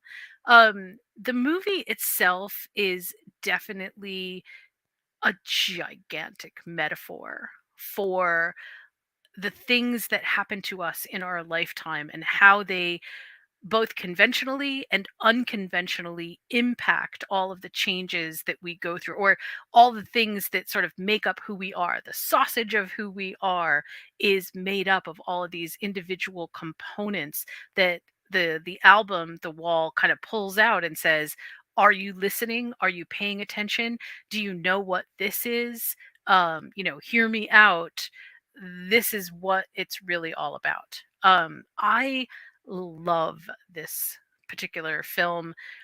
Again, not just for the music, but for everything that goes into it to remind us that th- we as human beings, we're not just made up of all of our individual experiences, but we're made up of societal pressures.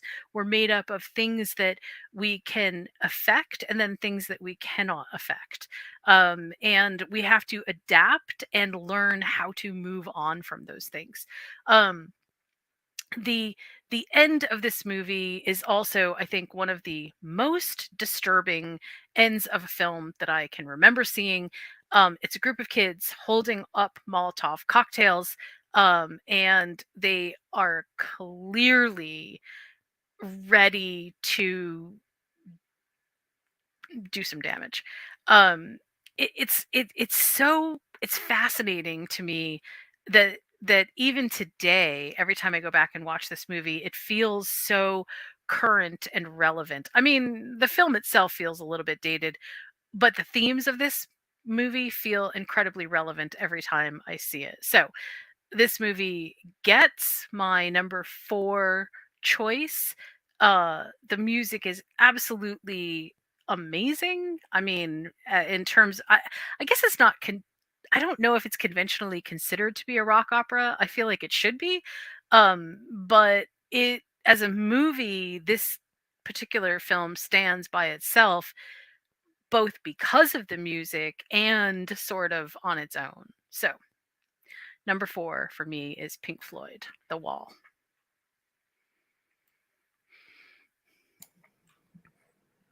All in all, you're just another brick in the wall. Have you seen The Wall? No, I have not. Ooh, okay. I mean, I've listened to the album, but I have not seen the movie.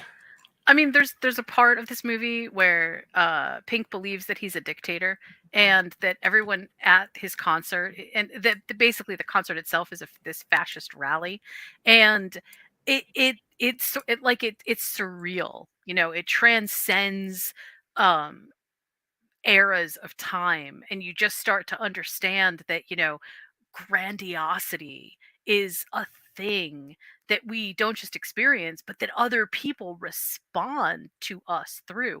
It's truly amazing. I mean, Roger Waters, I feel like, I don't actually agree with every single thing that he says now, but I definitely give this man a lot of credit for crafting both the story and the lyrics for The Wall, because they are timeless in theme. So yeah, so that's why it gets my number 4. Well, I guess you're ready for my number 4. I am totally ready for your number 4. Lay it on. Well, I am going to preface this with a quote. It's a question, actually, from Stranger Things. Hmm. And see if you can guess the movie based on the quote. Okay. It's Steve.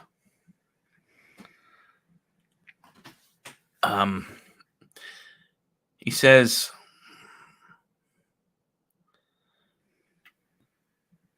"Do you know who pauses movie at 53 minutes 5 seconds?"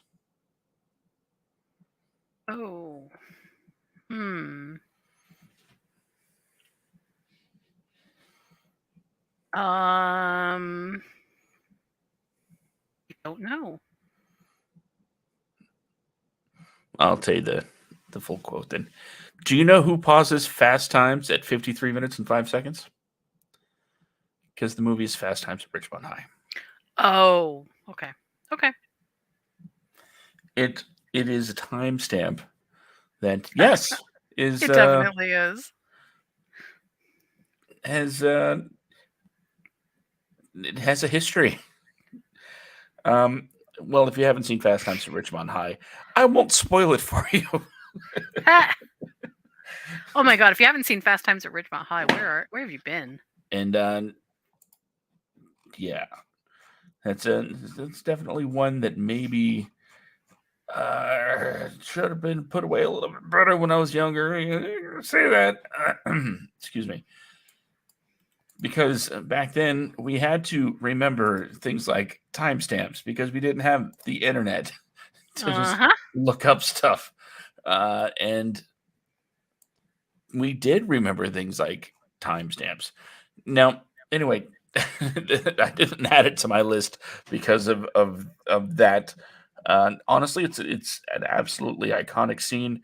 Um, there's no taking away from it, but just the idea of Fast Times at Richmond High and the I don't know the awesomeness, and I think that's a very appropriate word, awesomeness for this movie. It's about sex. It's about growing up.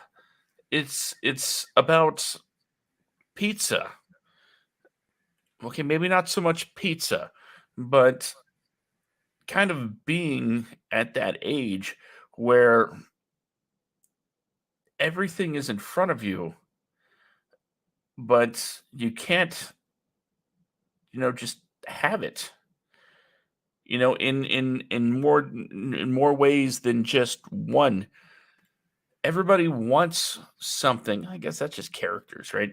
But everybody wants something in life, especially when you're a teenager, and whether it's the car or the girl or just the teacher that everybody thinks is stoned to get off your back. Um, Everybody wants something. This movie, watching it as a younger person, I gotta be honest, I haven't seen it in a number of years, but other than for the obvious reasons, it did leave a lasting impression, mostly because of characters played by Sean Penn and Judge Reinhold, just to name a couple. It's these guys that kind of I don't know. I don't know. Spicoli has his name is synonymous with that stoner surfer dude that we see so many kind of people play off of.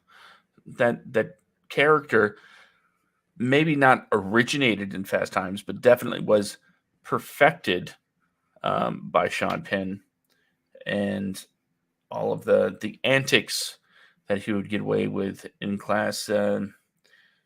Phoebe Cates became just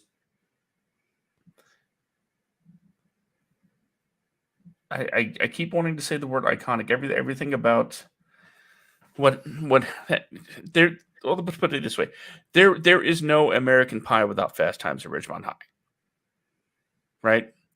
Then it kind of sets the table for people to have these discussions and make these films, these coming of age films, in a way that is more true to the behavior of teenagers. I was a bit younger than the generation. I mean, American Pie is sort of more my speed when it comes to the world I was living in when I was these characters' ages.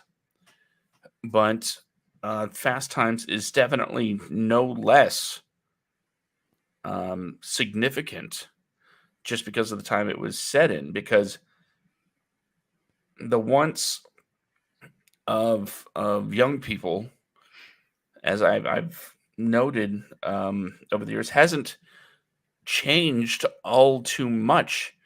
You know, a lot of people would say that, well, there's like I said, there's the internet. You got brand new phones. People want this. People want that.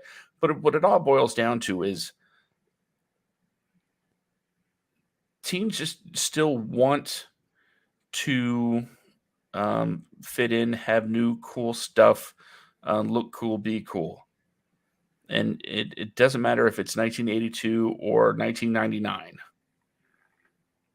It still hits all of these marks to, I think, accurately portray how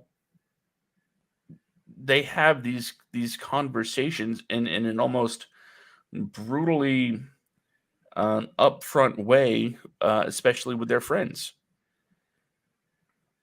And I can't really think of any movie beforehand that would take this material and do it in such an honest way, because there was always a very clear virtue line in earlier movies about things that you wouldn't do, things that you wouldn't talk about, and things that you definitely wouldn't have a carrot around for.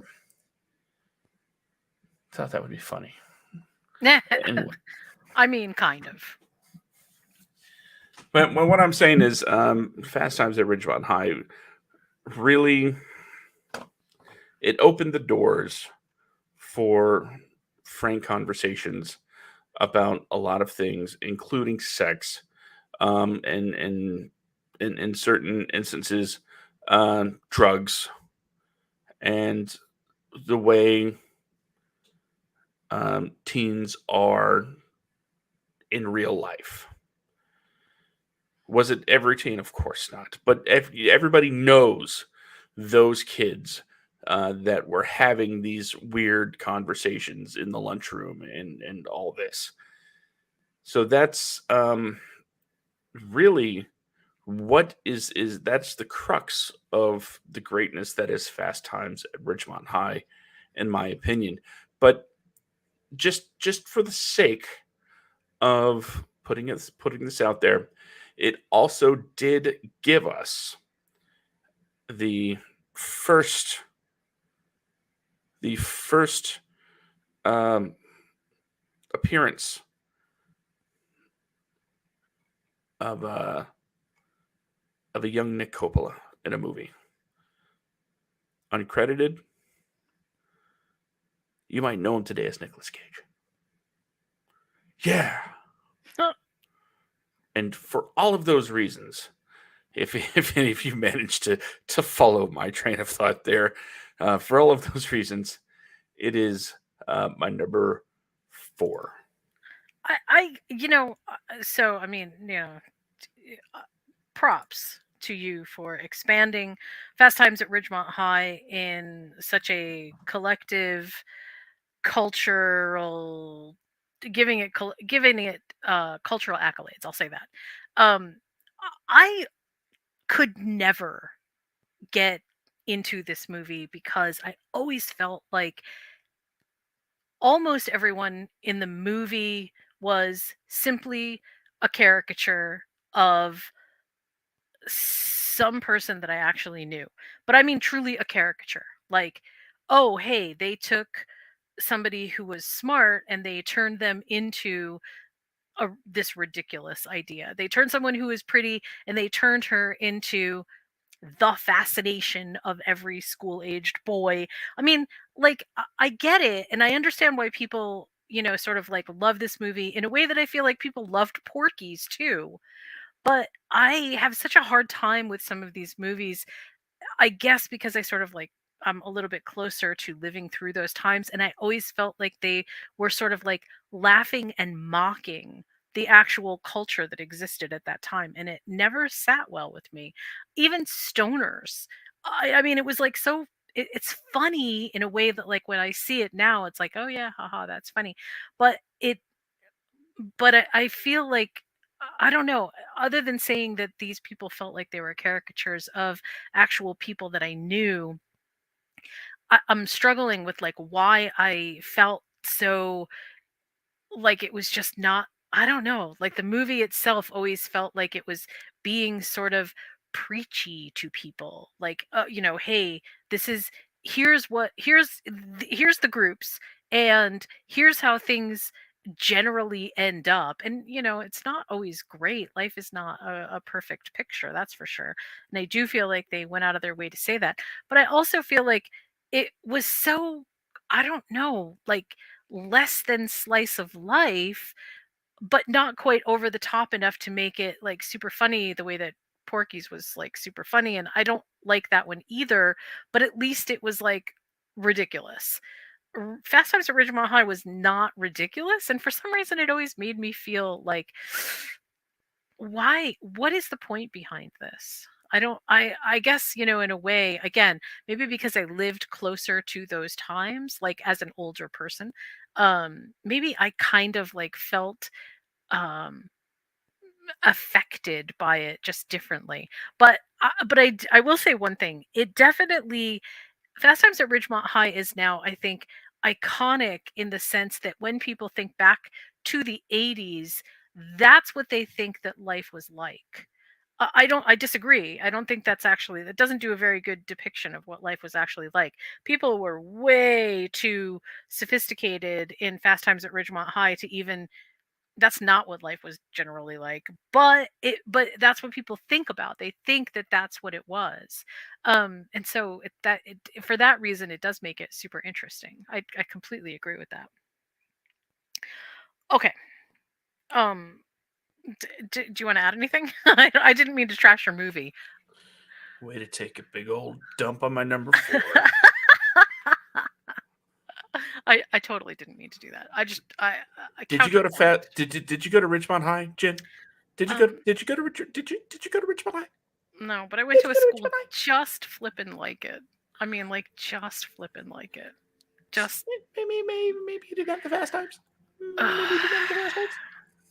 Yeah, probably if I really deconstructed this, I would come up with some interesting and profound truths about myself. But since I'm not in that kind of mood today, I'll just move on to my number three.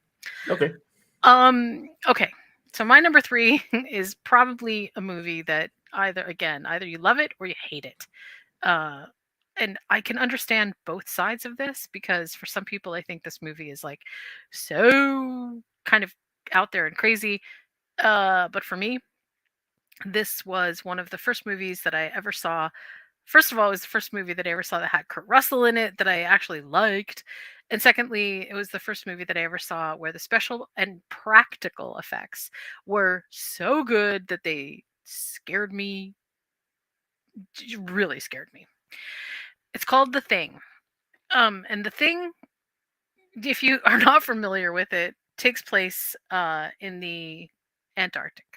And there is a group of scientists who are at a station, and they go to investigate. First thing that happens is that this dog comes, and they realize that it's probably from a camp that is. That's basically, there's other foreign teams that are there. So they go to check it out, and they discover some disturbing things. They One of the things that happens when when they see the dog is there's a person in a helicopter trying to shoot it, and nobody can quite figure out why. They take the dog in, but then when they go to investigate the camp, some kind of odd things are going on. The Thing is ultimately at its core a science fiction movie about a mimic, and the mimic is so good that they have to develop ways to figure out who's human and who's not. Now, on its own, the science fiction of The Thing is absolutely astounding. I mean, it's really good. I love it. But the thing that makes The Thing, I think, so good, even outside of the amazing practical effects and the unbelievable work that they did to construct the creatures that sort of come out of the thing, or the thing makes, I should say, um, is this interpersonal drama where the character that is Kurt Russell's character are he is so incredibly both unassuming and assuming at the same time. I mean, he has such, his whole personality is a conflict. He doesn't want the role of being sort of in charge, and yet he's kind of like almost condescendingly the only person that could be in charge. He doesn't want to really not trust people, yet he really doesn't trust people. I mean, one of the best lines in this movie is, he really just wants to go get drunk. That's, I mean, at the core, that's who that character is. Um, I do. There's a lot of things in this movie that make me uncomfortable, and one of them is the basic, very basic, 4 or 5 note soundtrack.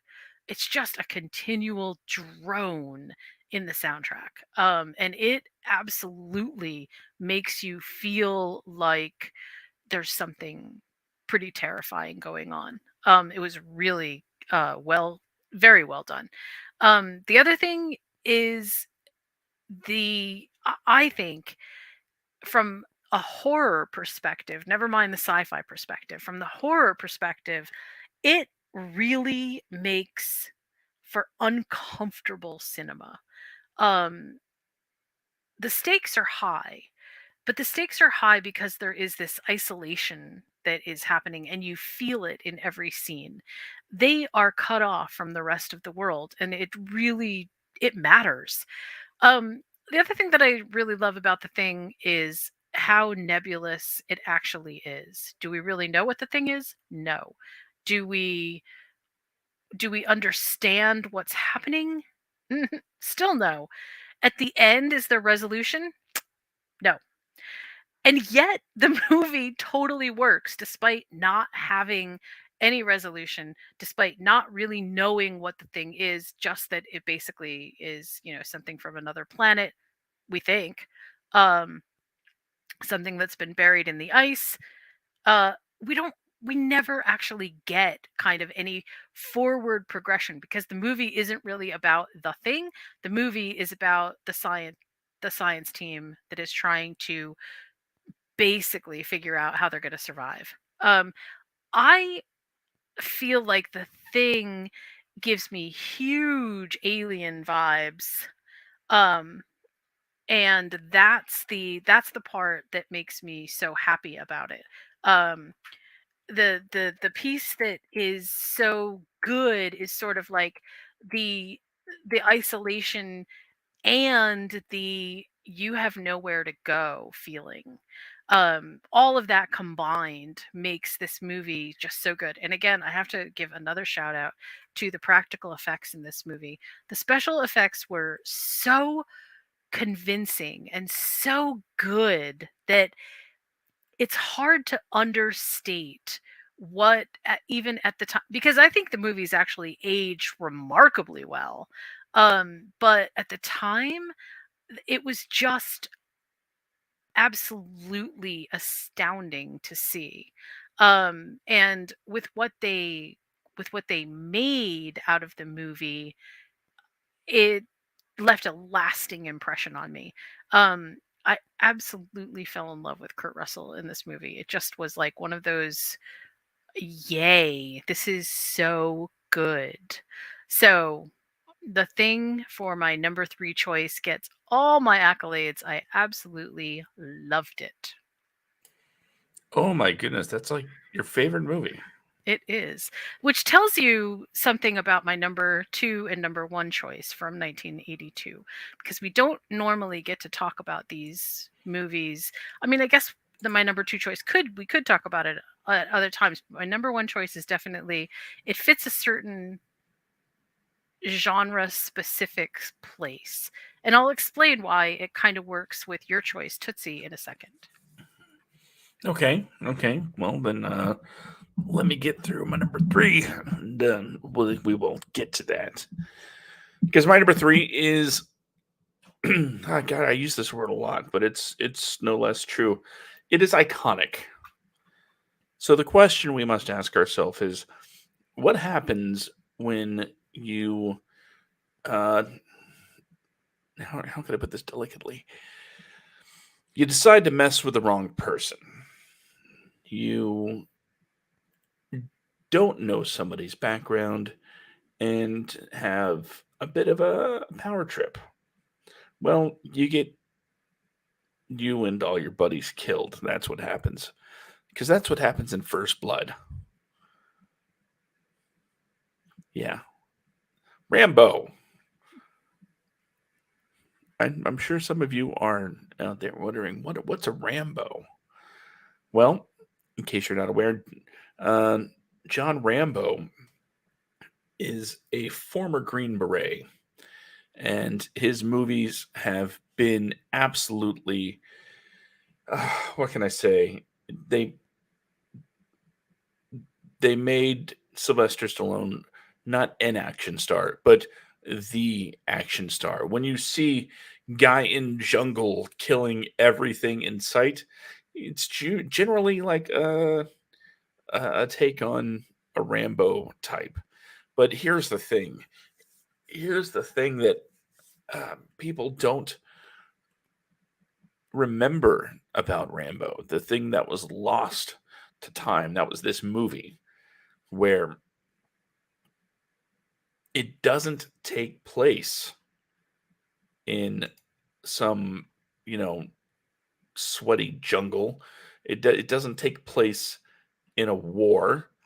No, this is That's later. yeah, that's later. Um, this takes place in a small town in Washington. It's in the States. The people that he's hunting, cops. Now, that wait, that sounds bad. I mean, it's accurate, but it doesn't sound great. Um, essentially, what happens is Rambo is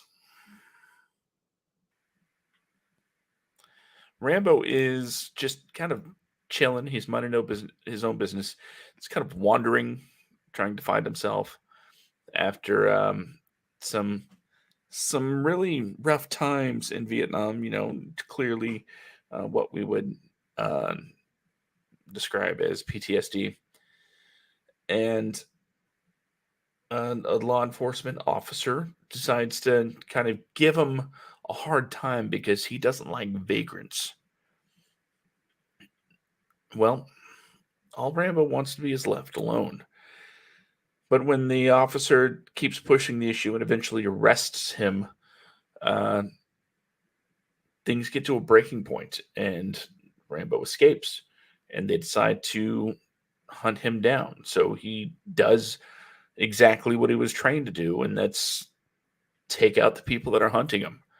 I mean, it gets so bad that his former commanding officer shows up and he tries to tell him, "Hey, you know, just if you pull back, if you leave him alone, he'll come in quietly. Don't worry about it." And they're like, "There's a dozen of us. What's he gonna do?" And then they find out. Eh, What's that term? F around and find out. Yeah, that's Rambo in a heartbeat. Like I said, uh, the plot of this movie is often forgotten and sort of lost to history because, again, Rambo is associated with just killing dozens of nameless, faceless people from foreign lands. It seems, you know, the enemies of America. But it all started in a small town in Washington with a a police officer that just didn't like vagrants. Sylvester Stallone embodies this character, and I kind of wish it kept that thread of just being a vet that is basically highly skilled in one thing, and that's killing. And his coping with being in America again. And don't get me wrong, I enjoyed the Rambo. You know, Rambo. It's weird because it was made in a time, made in the '80s, where you could have this, you know, super R-rated movie, right? Very graphic, kind of gory. But at the same time, you take that same character and you're like, you know what? We should also have a cartoon and toys. Yeah, that's definitely the era that I grew up in, John Rambo was not just, an action hero. He was a toy. He was a cartoon. He was a franchise, a property. And again, that kind of it takes away from what I think the original point of the first movie is. This movie is um, about Vietnam veterans and makes it something completely different down the road. But as it stands, First Blood is a really good movie and does it does show the hardships that one has readjusting, or maybe even not being able to readjust to life not killing people, is life outside of a war zone. Because once it is your life, they ask the question all the time: how do you come back from that? And the answer is sometimes you don't, and sometimes you are just made to be what you are. In John Rambo's case, it's essentially a killing machine. That's why Rambo, or should I say, that's why First Blood is my number 3. All right. I am not going to comment on Rambo or First Blood. Good choice, because definitely very 1982. Also, Hmm. weirdly, 1982 still had a lot of like vestiges of anti-vet. I don't quite understand what was going on with that, but it really was sort of like hostile. I feel like we should have progressed much further in 1982 than having hostility toward returning vets. But damn, we Yeah. really had a thing. It was not good, and the movie definitely highlights that. I may be slightly jaded by the fact that I actually met Sylvester Stallone once, and I was really not very impressed. Didn't Okay, come away anyway. enamored. Okay, well, anyway, these are the dangers of working for hotels, where you run into people and sometimes your fantasy of who they are kind of gets ruined. But anyway, we'll save that for another day. My number 2 choice is a movie that stands in my absolute all-time favorite movies. It is confusing, it is crazy, it is action-packed, it is dystopian, it is science fiction, it is everything that I love movies to be.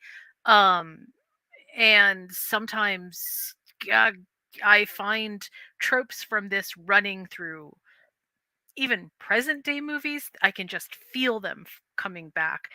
It also starred someone who was my absolute all time favorite movie star of the day and even into and beyond. His name was Rucker Hauer. The movie is called Blade Runner. I won't go into too much detail about Blade Runner because I feel like it's been done a lot. But Blade Runner is one of those movies that the science fiction aspect of Blade Runner launched 1,000 other science fiction movies that worked off of little tendrils inside of Blade Runner. It is, I think, one of the best movies that kind of came out of that era in terms of just what the massive scope of the world that it was trying to convey. Rucker Hauer was absolutely stunning in his role. I mean, I can't imagine now at this point anybody else playing the role except Rucker Hauer. Harrison Ford was also in this movie. Sean Young, Edward James Olmos, and it was directed by Ridley Scott. There are a number of different versions to this movie. There was a director's cut that was released. There was a regular sort of theatrical cut. There was a final cut that was released for the 25th anniversary. There's a lot of different versions to this movie. Most of them sort of either add or subtract some material that it isn't necessary for understanding the movie, but kind of add a little bit of um, fluff, a little bit of, extra. So it doesn't really change, I don't think, the movie in its intrinsic nature. Um, I I think one of the reasons that Blade Runner is so good is because it dealt with a kind of bioengineering at a time when that was just sort of becoming a thing that felt like maybe this could be actually realized. I mean, it was still like way off, but it still felt like, oh, there's something really to this. The false memories thing, which you also then start seeing later in Total Recall, felt like a really good, unique concept. Um, there's a lot in this movie about sort of not understanding what's going on and then having to piece together what is really happening. I absolutely love Rucker Hauer and Harrison Ford in this movie. They do something here that is not something that's typical. They do something that plays such a beautiful sort of piece together. The other thing that I really love about this movie is at the time that this movie came out, I don't feel like we had a lot of films that had the kind of vision that this movie had. I guess I would go back to Alien and sort of like, give Ridley Scott a little bit of props for that, because I feel like that's the direction. There is something vast about the alien world, even though it's close and isolated and personal. But there's still something very vast about it, and there is also something incredibly vast about the Blade Runner world, where it just feels like, oh my god, the possibilities that could happen in this world are endless, absolutely endless. This I can't speak highly enough about this movie. It's not just like a detective sort of movie. It's an action movie. It's dystopian. It's science fiction. It's everything, and piecing it all together had to have been one of the most difficult propositions that I can think of in terms of vision. Just being able to get this movie shot and then assembled and then edited into a format that worked for people to understand what was going on. It just absolutely blew me away, really blew me away. Um, I'm trying to think if there's anything that I'm missing about this film. Oh, I guess the only other thing that I would say that I feel like is super important about this is um, the idea that was incorporated here succeeded because the design of Blade Runner worked so well. The sets and the models that they used for Blade Runner were impeccable. They were just really exceptional in a way that was sort of like, uh Star Wars is good, but have you seen Blade Runner? And it felt like the grown up, if you will, sort of like aspect to a Star Wars universe or a Star Trek universe. It had nuance to it. It had subtlety to it. I cannot speak highly about this movie enough. Absolutely perfect for 1982, and that's my number two choice. How interesting. I see why it might have bumped your favorite movie a little bit. I don't know if I'm making the right choice by putting Blade Runner above The Thing, but I can tell you that if you ask me which one of those movies do I want to watch right now, I would say Blade Runner. And then let's watch The Thing afterwards. If The Thing is available, I'll definitely watch it. But by intent, I will watch Blade Runner every single time. I mean, it's not a bad choice. It didn't make my list. I was fairly positive it would make yours. Didn't realize it would be so high, if I'm going to be honest. Hmm. So it's an interesting thing here. And I really don't think that the movie that I thought might be on your list is going to make your list, because there's no way in hell it's your number one. I bet you really don't know what my number one is. Um, I would be surprised if I did. I would be super shocked if it's the one that I mentioned at the top of the show. But I'm still not going to mention, because just in case. just in Okay. case, that very slight chance that it's your number one, which I really, really doubt. But just in case, I we were simpatico once before. Might well, it definitely can't happen again. But as far as placement goes, but if I'm right, then Lord help us all. So Then it'll be a big surprise. yes, yes, it would. My number two. Well, what can I say that you haven't already? Other than let's see, so many ways I can go about this.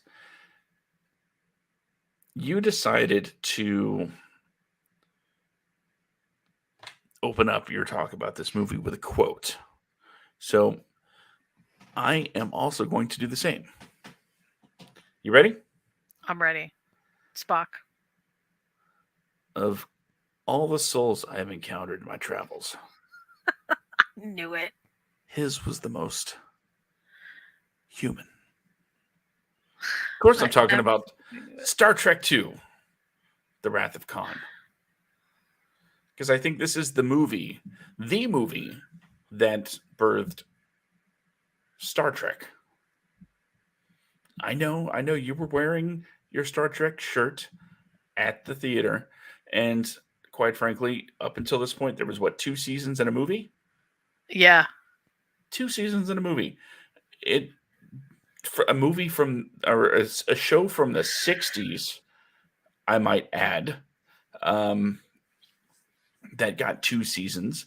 Thank you, Lucy, and a motion picture.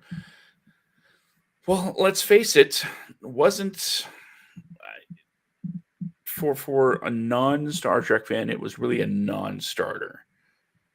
It's something I think you had to love to really appreciate.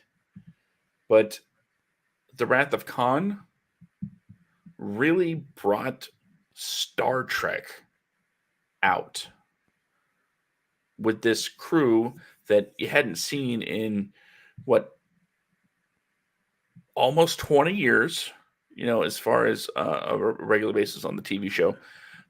Kirk's an admiral. What is this stuff that's going on? We see this old enemy, Khan Ricardo Montalban. And he's gunning for Kirk. As, yeah, makes sense. It leaves me with creepy feelings, especially that opening with the ear thingy. You didn't mention the Right. ear thingy. And that's because I love Chekhov, and they actually do that to Chekhov, and I hate it. And everyone knows Chekhov's. What's Chekhov's most famous line? What is I don't know. What's his most famous line? We are looking for nuclear vessels. Oh, good lord, yeah. Star Trek 4 is the best Star Trek movie, period. Anyway, but yeah, Star Trek II, The Wrath of Khan, it definitely birthed my love of Star Trek. And my dad was one of those guys that, back then it was VHS. And one of the cool things about VHS that DVDs just didn't have this space to pull off was that side panel, right? Mm-hmm. And if you bought all the Star Trek movies and put them together on the shelf, you start knocking stuff over. Now, when you put them all together on the shelf, you get this image of the Enterprise. So That's that was right. really cool. And we had all those. It was a wonderful series long before the MCU was a thing, long before, anybody else was really telling like episodic stories in theaters in long form, because serials have been around, of course, forever. But to do it in a way that is just continuing the same story with the same characters time after time after time after time. Like you're getting new episodes. And it's this movie, I think, that made them go, you know what, maybe we revisit this. Maybe we move it to a next generation. We'll see what happens. And I think this this movie is the one that made Trekkers or Trekkies, whatever your preference is, an actual thing. It made the again. Don't want to discount people that have been there since the beginning, the people that have watched the 60s show and they fell in love and they saw the motion picture and like, this is the greatest thing ever. But I mean, moved it into an arena that really made it blow up. And I think it started here. I love this movie. I loved all of the Star Trek movies with the original cast, every single one, even the Undiscovered Country. Yes, I said it. And that's why it's my number 2. Yeah, the Undiscovered Country was a whale of a good time. Okay. Let's see. So we are up to my number 1. There be whales here. My number 1 is I had no idea that this movie would have such a profound impact on me. And I think partly the reason that it was so impactful is because I had only ever seen Julie Andrews in very wholesome roles. And I mean, and that is just part of, how I grew up. Not because there wasn't, plenty of stuff available. I just didn't see it. And I watched this movie called Victor Victoria. And first of all, the biggest thing about this movie, and you'll see why, I mean, I think you can see why it ties into Tootsie. The biggest thing about this movie is that Julie Andrews is so convincing in everything that she does, but her voice is not just beautiful when she sings, it conveys this sense of presence that is difficult to, I think, find an equal for. I know there are a lot of people in Hollywood that have very strong voices. Gerard Butler, Mel Gibson, um, sometimes even Brad Pitt, maybe. Um, but those voices don't necessarily translate really well to the singing side of things. I guess I would add, um, who else would I add to this? I think the only other person that I could add, um, which everybody sort of like equates because he has done so much Broadway work, is Hugh Jackman. But just in terms of raw talent, Julie Andrews has something about her that is absolutely stunning. Okay, so the movie Victor Victoria is a similar vein to Tootsie, where she experiences um, life as a man. And a lot of this particular movie is sort of like set around a similar theme with the auditioning. She's not making any money as a soprano. And she goes through some really rough times before she kind of comes to this moment where she impersonates a boyfriend of the person that she's staying with, and she gets a booking at a nightclub, and the nightclub she sings, and she the one of the people that's at the nightclub is this Chicago gangster, and they fall in love with her as a man singing. And the idea is both amazing and but also a lot less endearing in nature than Tootsie. You know, Tootsie kind of ends with like this uh sweet take on, the world can be okay, everything's going to be fine, we'll move off and have this romance and everything's going to be good, it's going to be okay. There's a little bit of, sort of jostling in terms of understanding and reconciliation, but it's nowhere near what Victor Victoria is. There is something violent in the center of Victor Victoria. um and I mean, a lot of it has to do with the fact that she's dealing with gangsters at this nightclub. Um, there is something raw here about the gender bending aspect of this, but I think that the part that makes me so in love with this movie is the idea that we are not always who we seem to be. We embody both genders within ourselves. And I'm not saying that we're all trans or that we're all, gay or nothing like that.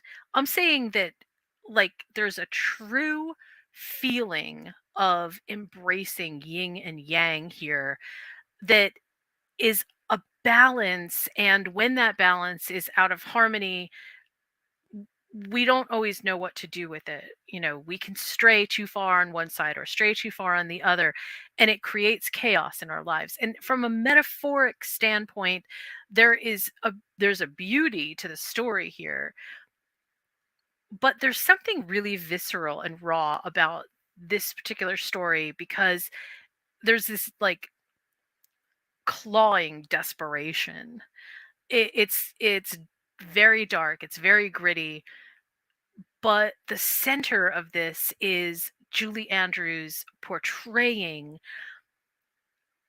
this raw emotion both through song and through her acting, and having the ability to play both the male aspect and the female aspect with such absolute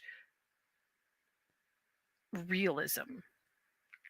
I don't doubt for a second when she is on screen as Victor that she is not exuding absolute male energy.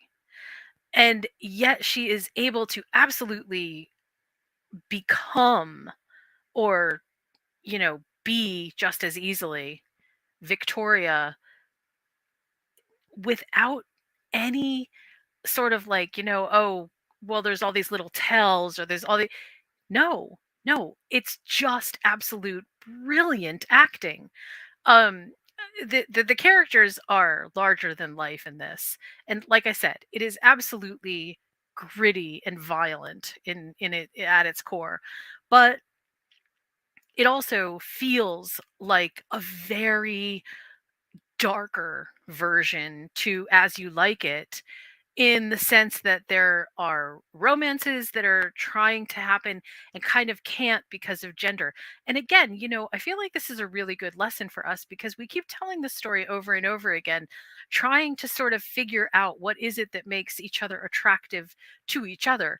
Is it gender or is it something else? Is it that, your personality is one way when it feels like you have more male energy, or is it that we just cannot simply hide who we truly are, and that comes out and we can just read that in each other?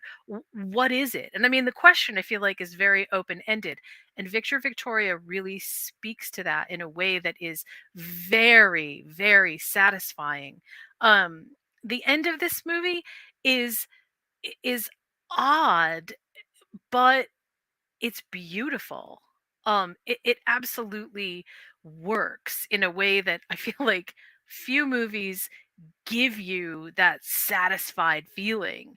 And for that, I mean, I cannot possibly have a list of 1982 movies and not put this movie right at the top, because it really does give you this sense of just how imperiled we all felt, or the mood was anyway, in the early 80s with this exact topic, and how incredibly um, confused I think a lot of people felt about being able to express either side of who they were, either a male side or a female side, and how did that all mix together? And was it even appropriate? And again, this movie really makes that case. So that's my number one choice, Victor Victoria. It stars Julie Andrews, James Garner, Robert Preston, and I'm trying to remember who directed this movie. I mean, it's a musical, and it says it's a comedy, and I mean, it is a comedy. It's supposed to be, like there are funny parts of this, but it's still very raw and serious. Um, and I'm trying to remember who directed this. I think it was Blake Edwards. And Blake Edwards did something, if I remember correctly, with this story that I just think deserves a lot of accolades. So there you go. Victor Victoria, my number one choice. Okay, that is a choice. And I can't say that it's one that I've seen, but it sounds interesting as hell, to be honest. I think you'd really like this movie. The score was done by Henry Mancini, which instantly makes it like, oh yay, Pink let's go Panther, see yeah. it. Like it was, and it's so when you hear the music in this, you sort of get a good feeling, like a happy feeling, because so much of the music is like just so crazy good, like in your soul kind of good. It's nightclub good. I think that's why it works. So I definitely think you'd like it. Okay, I'm going to see if there's anywhere to stream it. Oh yeah, even the poster says that it was directed by Blake Edwards. I thought Blake Edwards produced it, but oh, I see, he did produce it too. So he directed it and produced it and wrote the screenplay for it. Guess it's the one that was made in 1982, huh? I think that's the one. I think that's the one. Unfortunately, it does not look like it's available to stream anywhere. Oh, That's that's unfortunate. sad. Yeah, that Adding is it to sad. my watch list. So that way, when it does become available to stream, I'll get a notification on my phone that says from Letterboxd, pay me, that says Victor Victoria is now available to stream on such and such streaming service. Julie Andrews actually won a Golden Globe for Best Motion Picture Musical Comedy in 1982 for this particular movie. So should tell you something. I mean, she was nominated for an Academy Award for this as well, but she won the Golden Globe that year. So that was kind of cool. You know what? You brought it up, so I don't have to feel bad now. Speaking of the Golden Globes, before I get to my number one, give a nice congratulations to everybody that took home one of those awards last night, including the Fabelmans. That's a picture I've been wanting to see. Austin Butler for his portrayal of Elvis. That was a surprise to me. That was a surprise. Yeah, especially with everybody being so keen on Brendan Fraser in The Whale recently. Thought that was almost a lock. But and the fact that, don't get me wrong, I watched Elvis. It was fine. It was a fine movie. Baz Luhrmann doing his thing. But memorable? I don't know about that. Yeah. Yeah. RRR winning Best Original Song, That was great. That was a yeah, huge surprise too. beating. This is who they beat. They beat a song from Rihanna. They And beat a Taylor song from Swift. Taylor Swift and Lady Gaga. That's so crazy. And it went to these guys from India that made this banging song. Although, honestly, you know what? If you watch the movie and you hear that song and you understand the context by which it is sung, it totally makes sense because that is one of the best songs that I can think of musically. It's just so good. Mm-hmm. Yep. I love it. I love it. I could watch that. Just cut out that part of the movie. I will just replay it over and over again. And their All of it. dance is just so, I mean, their choreography was so on point. It was just really good. Yes. Yes. The Banshees of Inisherin took home Best Musical or Comedy. Although it's so dark. It's so dark. I know. It's the comedy. Um, That was a tough one.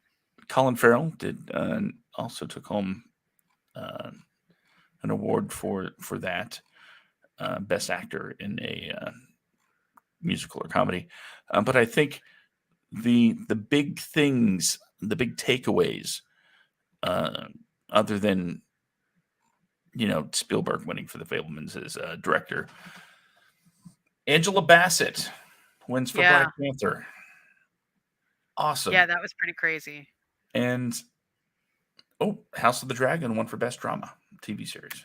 In something that didn't surprise me and shouldn't surprise anybody, Guillermo del Toro won for Pinocchio. Yes, Best Animated Feature Film, Pinocchio. And I gotta say, I thought it should have won Best Score, but that went to Babylon. Yeah, I definitely took issue with that because I don't think Babylon had the. I don't think that was the better score. I mean, it was a good score, but it was not better than Pinocchio. I mean, that's just my humble opinion. It's an opinion I agree on. Yeah. Again, congratulations to the folks at Abbott Elementary. Yeah, for winning like a ton of Golden Globes, right? Mm-hmm. Including Best Actress in a Musical or Comedy Series and Best Supporting Actor in a Musical or Comedy Series. But I think now that I found the thing that I was looking for, one of my biggest takeaways was Best Supporting Actor in a Motion Picture. I'm going to say it, Short Round. Yeah, Data. Yeah, that's pretty good. Because we're talking about the 80s, so I'm just going to throw that out there. It's just great seeing him come back and just slay, especially in Everything Everywhere All at Once. And of course, you can't wrap this up without congratulating Michelle Yeoh for the same movie for Best Actress in a Musical or Comedy Motion Picture. So Everything Everywhere All at Once really taking home some pretty high accolades at the Golden You, Globes. you know who really should have been nominated and didn't get nominated? I mean, not that everybody doesn't have their own secret list, but honestly, House of Dragon needed to get Patty Considine uh, nominated. I mean, come on. That was the performance of a lifetime. Yeah, that one actually kind of bothered me. I mean, he was like one of the best actors in House of Dragon. And I mean, yes, I know he died, but like, come on. He was so good. I don't get it. I don't understand how you could possibly not include him. I don't get it. Well, maybe one day we should have our own award show. Yes, and I will definitely nominate King Viserys as the best of the best of the best. Yes. Well, speaking of the best of the best of the best, we're going to, I guess, talk about my number one. Go.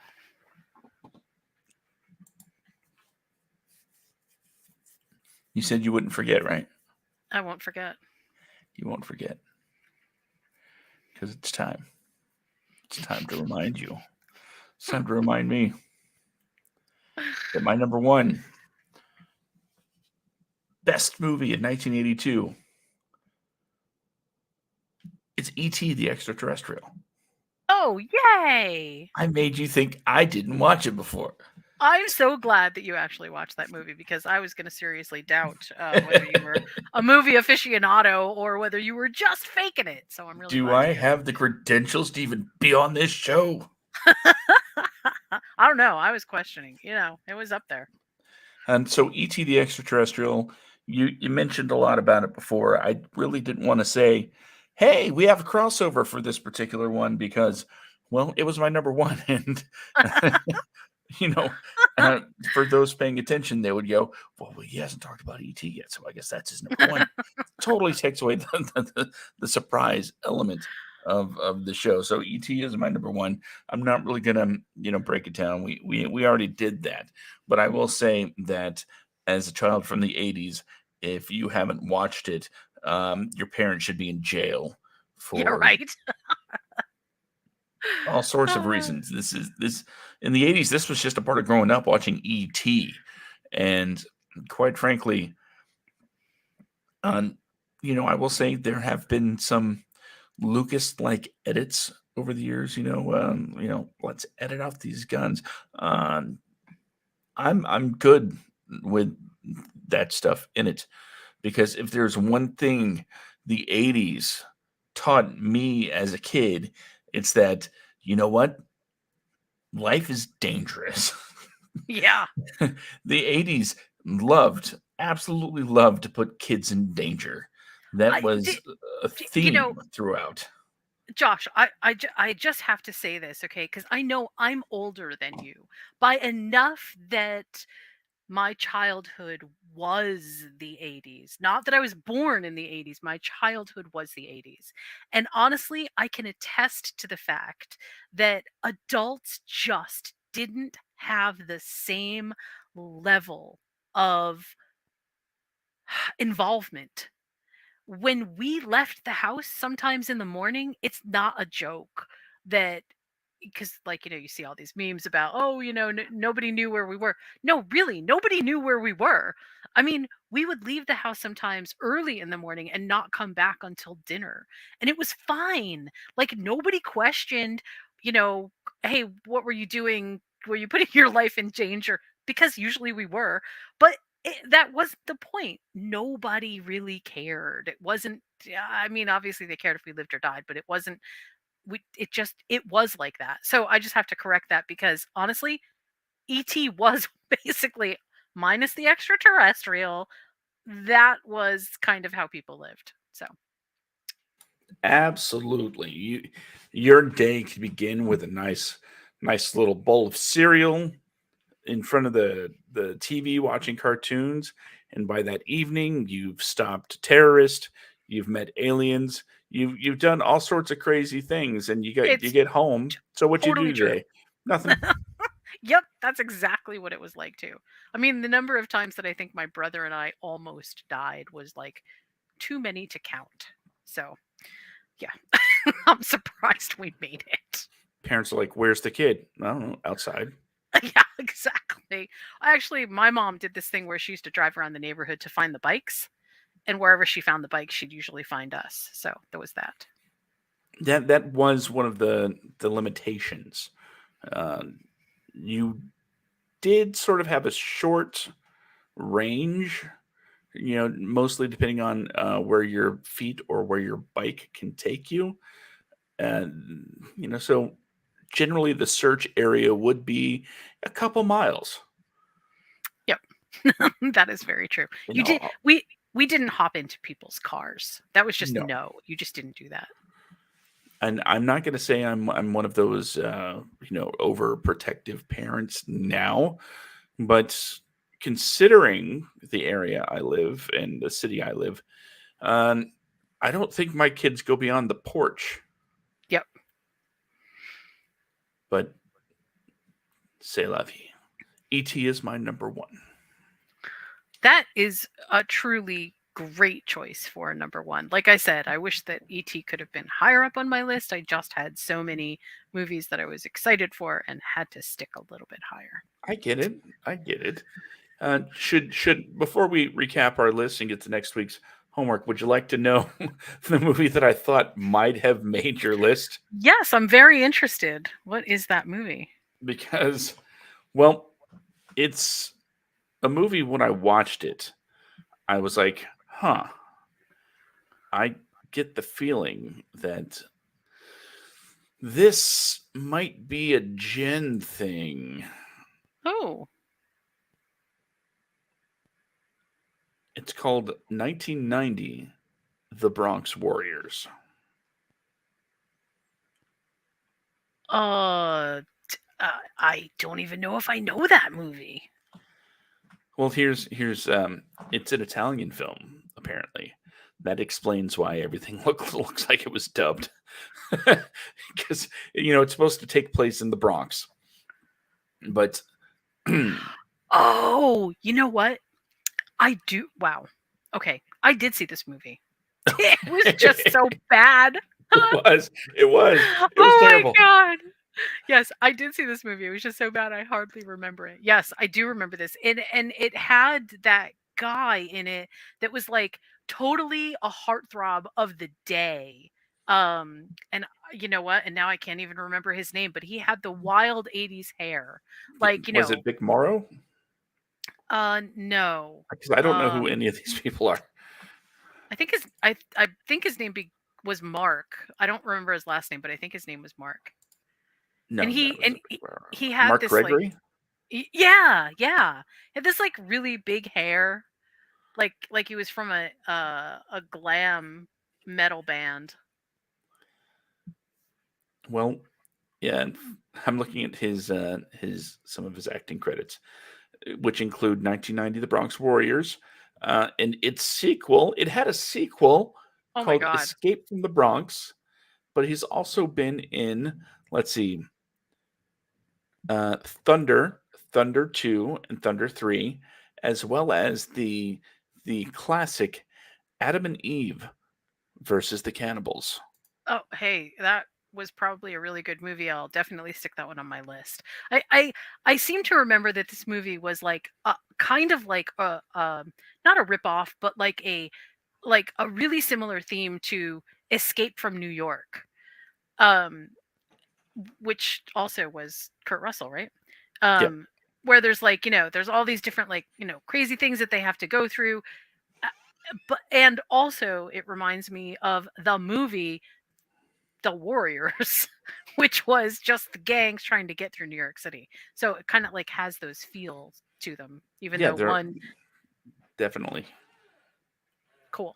Yes, I do remember this movie. No, it wasn't my choice. I just sort of threw you off the track by saying that my number one choice was going to be a foreign film because I didn't want you to know what it was going to be. Fair enough. Fair enough. How about Okay, so recap? we'll recap the list and then I'm going to give you some homework to do because this one's going to Okay. be fun. All right. Mine, number 10, Conan the Barbarian. Number 9, Star Trek II, The Wrath of Khan. Number 8, Quest for Fire. Number 7, The Dark Crystal. Number 6, The Year of Living Dangerously. Number 5, E.T., The Extraterrestrial. Number 4, Pink Floyd, The Wall. Number 3, The Thing. Number 2, Blade Runner. And number 1, Victor Victoria. Well, my number 10 for best movies from 1982, My Favorite Year. Number 9, Halloween 3. Number 8, Tron. Number 7, The Toy. Number 6, Poltergeist. Number 5, Tootsie. Number 4, Fast Times at Ridgemont High. Number 3, First Blood. Number 2, Star Trek 2, The Wrath of Khan. I was going to yell it, but I decided not to. And number 1, E.T. the Extraterrestrial. What is our homework, Jen? All right. Our homework is this. Next week, we are going to pick lists with movies that have unconventional romances. Unconventional. So, you know, Yeah. Do you need an example? The first thing that comes to mind is like The Graduate. Yeah, that could work. The Shape of Water. Okay. Her, Ah, where he yeah. falls in love with the computer. Um, you could go Well, Marquis de Sade let's not and give Jane away all our Campion. list now. I mean, there are so many variations on this that I feel like you could put together a really awesome list. And unconventional is unconventional. That means it just doesn't follow the trope. Does can still be heteronormative. It doesn't need to be, LGBTQ. It doesn't need to be he falls in love with a monster or, she falls in love with some crazy slime creature. None of that. That can be a part of it, but unconventional just means this isn't actually the way that most romances would go. Has to be something in there that makes it unconventional. Okay, I think yes. I yes. I've got a couple in mind. This is going to be fun. I think so too. I really look forward to what you are going to come up with. Now, I So want to throw something out there real quick. sure. A little behind the scenes stuff. Let the people, get a little insider knowledge of us a little bit. Because before the show started, we were talking about going through the lists and maybe tightening things up a little bit. So we'll end the show a little bit earlier. By in the show a little bit earlier, we mean adding yet another half hour to it. Yeah, I realized that like when we were at the 1 hour mark and we still hadn't even gotten through the top 8, and I was like, okay, this is clearly. This is exactly why I love doing the show. Next week, it's 2 lines about the movie, and that's it. That's it. You get 2 lines. That's all. Okay, my first line: boy meets girl. Girl is an alien. See, That's that the works. movie. And unfortunately, we may have several of those, so we may need to clarify with the title too. Yes. I suppose then we could work that in. We'll work the title in somewhere. But Jen, yes, I know that the year I was born, 1982, I did like to eat mostly milk-based stuff. yeah, that's probably a good choice. But for those of us that might have been eating more solid foods, where could I find something that might be attached to a movie or a TV show? Hey, I have a great site for you. You can go to moviesandmeals.com and you can pursue lots of different recipes. There's we're still doing these massive updates to the back end of Movies and Meals. So if you don't find what you're looking for, drop me a note. There's a contact form right on the front page. Drop me a note. Let me know what it is that you're looking for, and I guarantee I can put together something. I do want to say that because House of Dragon sort of did what it did, we did revisit the Game of Thrones dinner and reposted that. So it's not up on the front page, but it is on the back page, and super awesome. It's really fun. Lots of good stuff to eat there. So find me at moviesandmeals.com. Also, join me tomorrow for my TV Dinners podcast, which is noticeably shorter than this podcast. And we talk about all kinds of things that are related to TVs and TVs. We talk about all kinds of things that are related to series on TV, including streaming, and generally have some deep dives into some stuff. We do a lot of interesting introspective work for TV. So what this show kind of does for movies, we sort of do for TV. And tomorrow we're going to talk about Rings of Power. So we'll see sort of where that lands. It's so contentious right now, but let's see what happens. So tomorrow is Rings of Power, TV Dinners, same time, same station. Nice. And if you want to know more stuff about Wadco Media, go to wadcomedia.com. That's a website. That's got all the links. That's got all the cool stuff. Make sure that no matter where you're listening from or listening on, subscribe, hit the like button, leave a review, let people know, hey, this is the best. You know what? I don't like to use that term so much. This is our favorite list making podcast. This is your favorite list making podcast. And let the world know. So show some love with some likes, with some subscribes, and make sure you're here every Wednesday night at 8:30 p.m. Eastern, 5:30 Pacific to talk to us about what your favorites are in the categories that we pick. And you know what? If you have a topic that you'd like us to make a list about, just throw it in the comments. Let's see what you have, and then we'll show you what we got. Absolutely. I can't wait till that happens.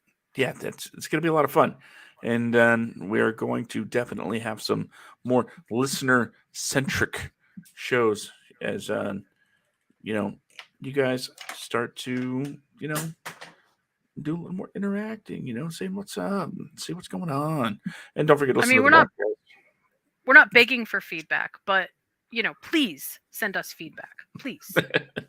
Yeah, I think it'll be even more fun. You hear how much fun we're having. It'll be even more fun when you guys start adding in your 2 cents, and we can start reading your lists along with ours. Oh my God! If they add 2 cents and we have 2 cents, we could have 6 cents altogether.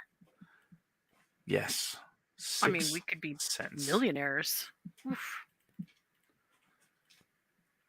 So yeah, listen to the podcast every Friday night at 10 p.m. Eastern, 7 p.m. Pacific. That's the other thing happening this week. It's a lot of fun. What are we going to talk about? I don't know. It's not 5 minutes before air, and I'm not psychic. There's not really a whole lot of planning going on, if I'm going to be perfectly honest. But we do bring interesting conversations week after week about writers, actors, and directors. Last week, we really broke down the highest grossing movies versus the highest rated movies, and got into the sort of nitty gritty about why they aren't the same. Because you would think, hey, this movie made the most money, it must be the best movie ever. Not so fast. So that was episode number 115 of the podcast. If that sounds interesting to you, head on over to that Facebook page, give it a like. Head on over to Wadco Media Facebook page, give that a like, and then you'll be up to date on everything that's going on with what we do, including 10-1, including TV dinners, including the Wadcast, and including the other stuff that's eventually coming if I could just find a damn panel. Anyway, I think that's pretty much going to do it for us here tonight. Thank you, everybody, for joining us. For the ones that stuck around, especially for those that enjoy what we do. So thank you very much. And I'm Josh.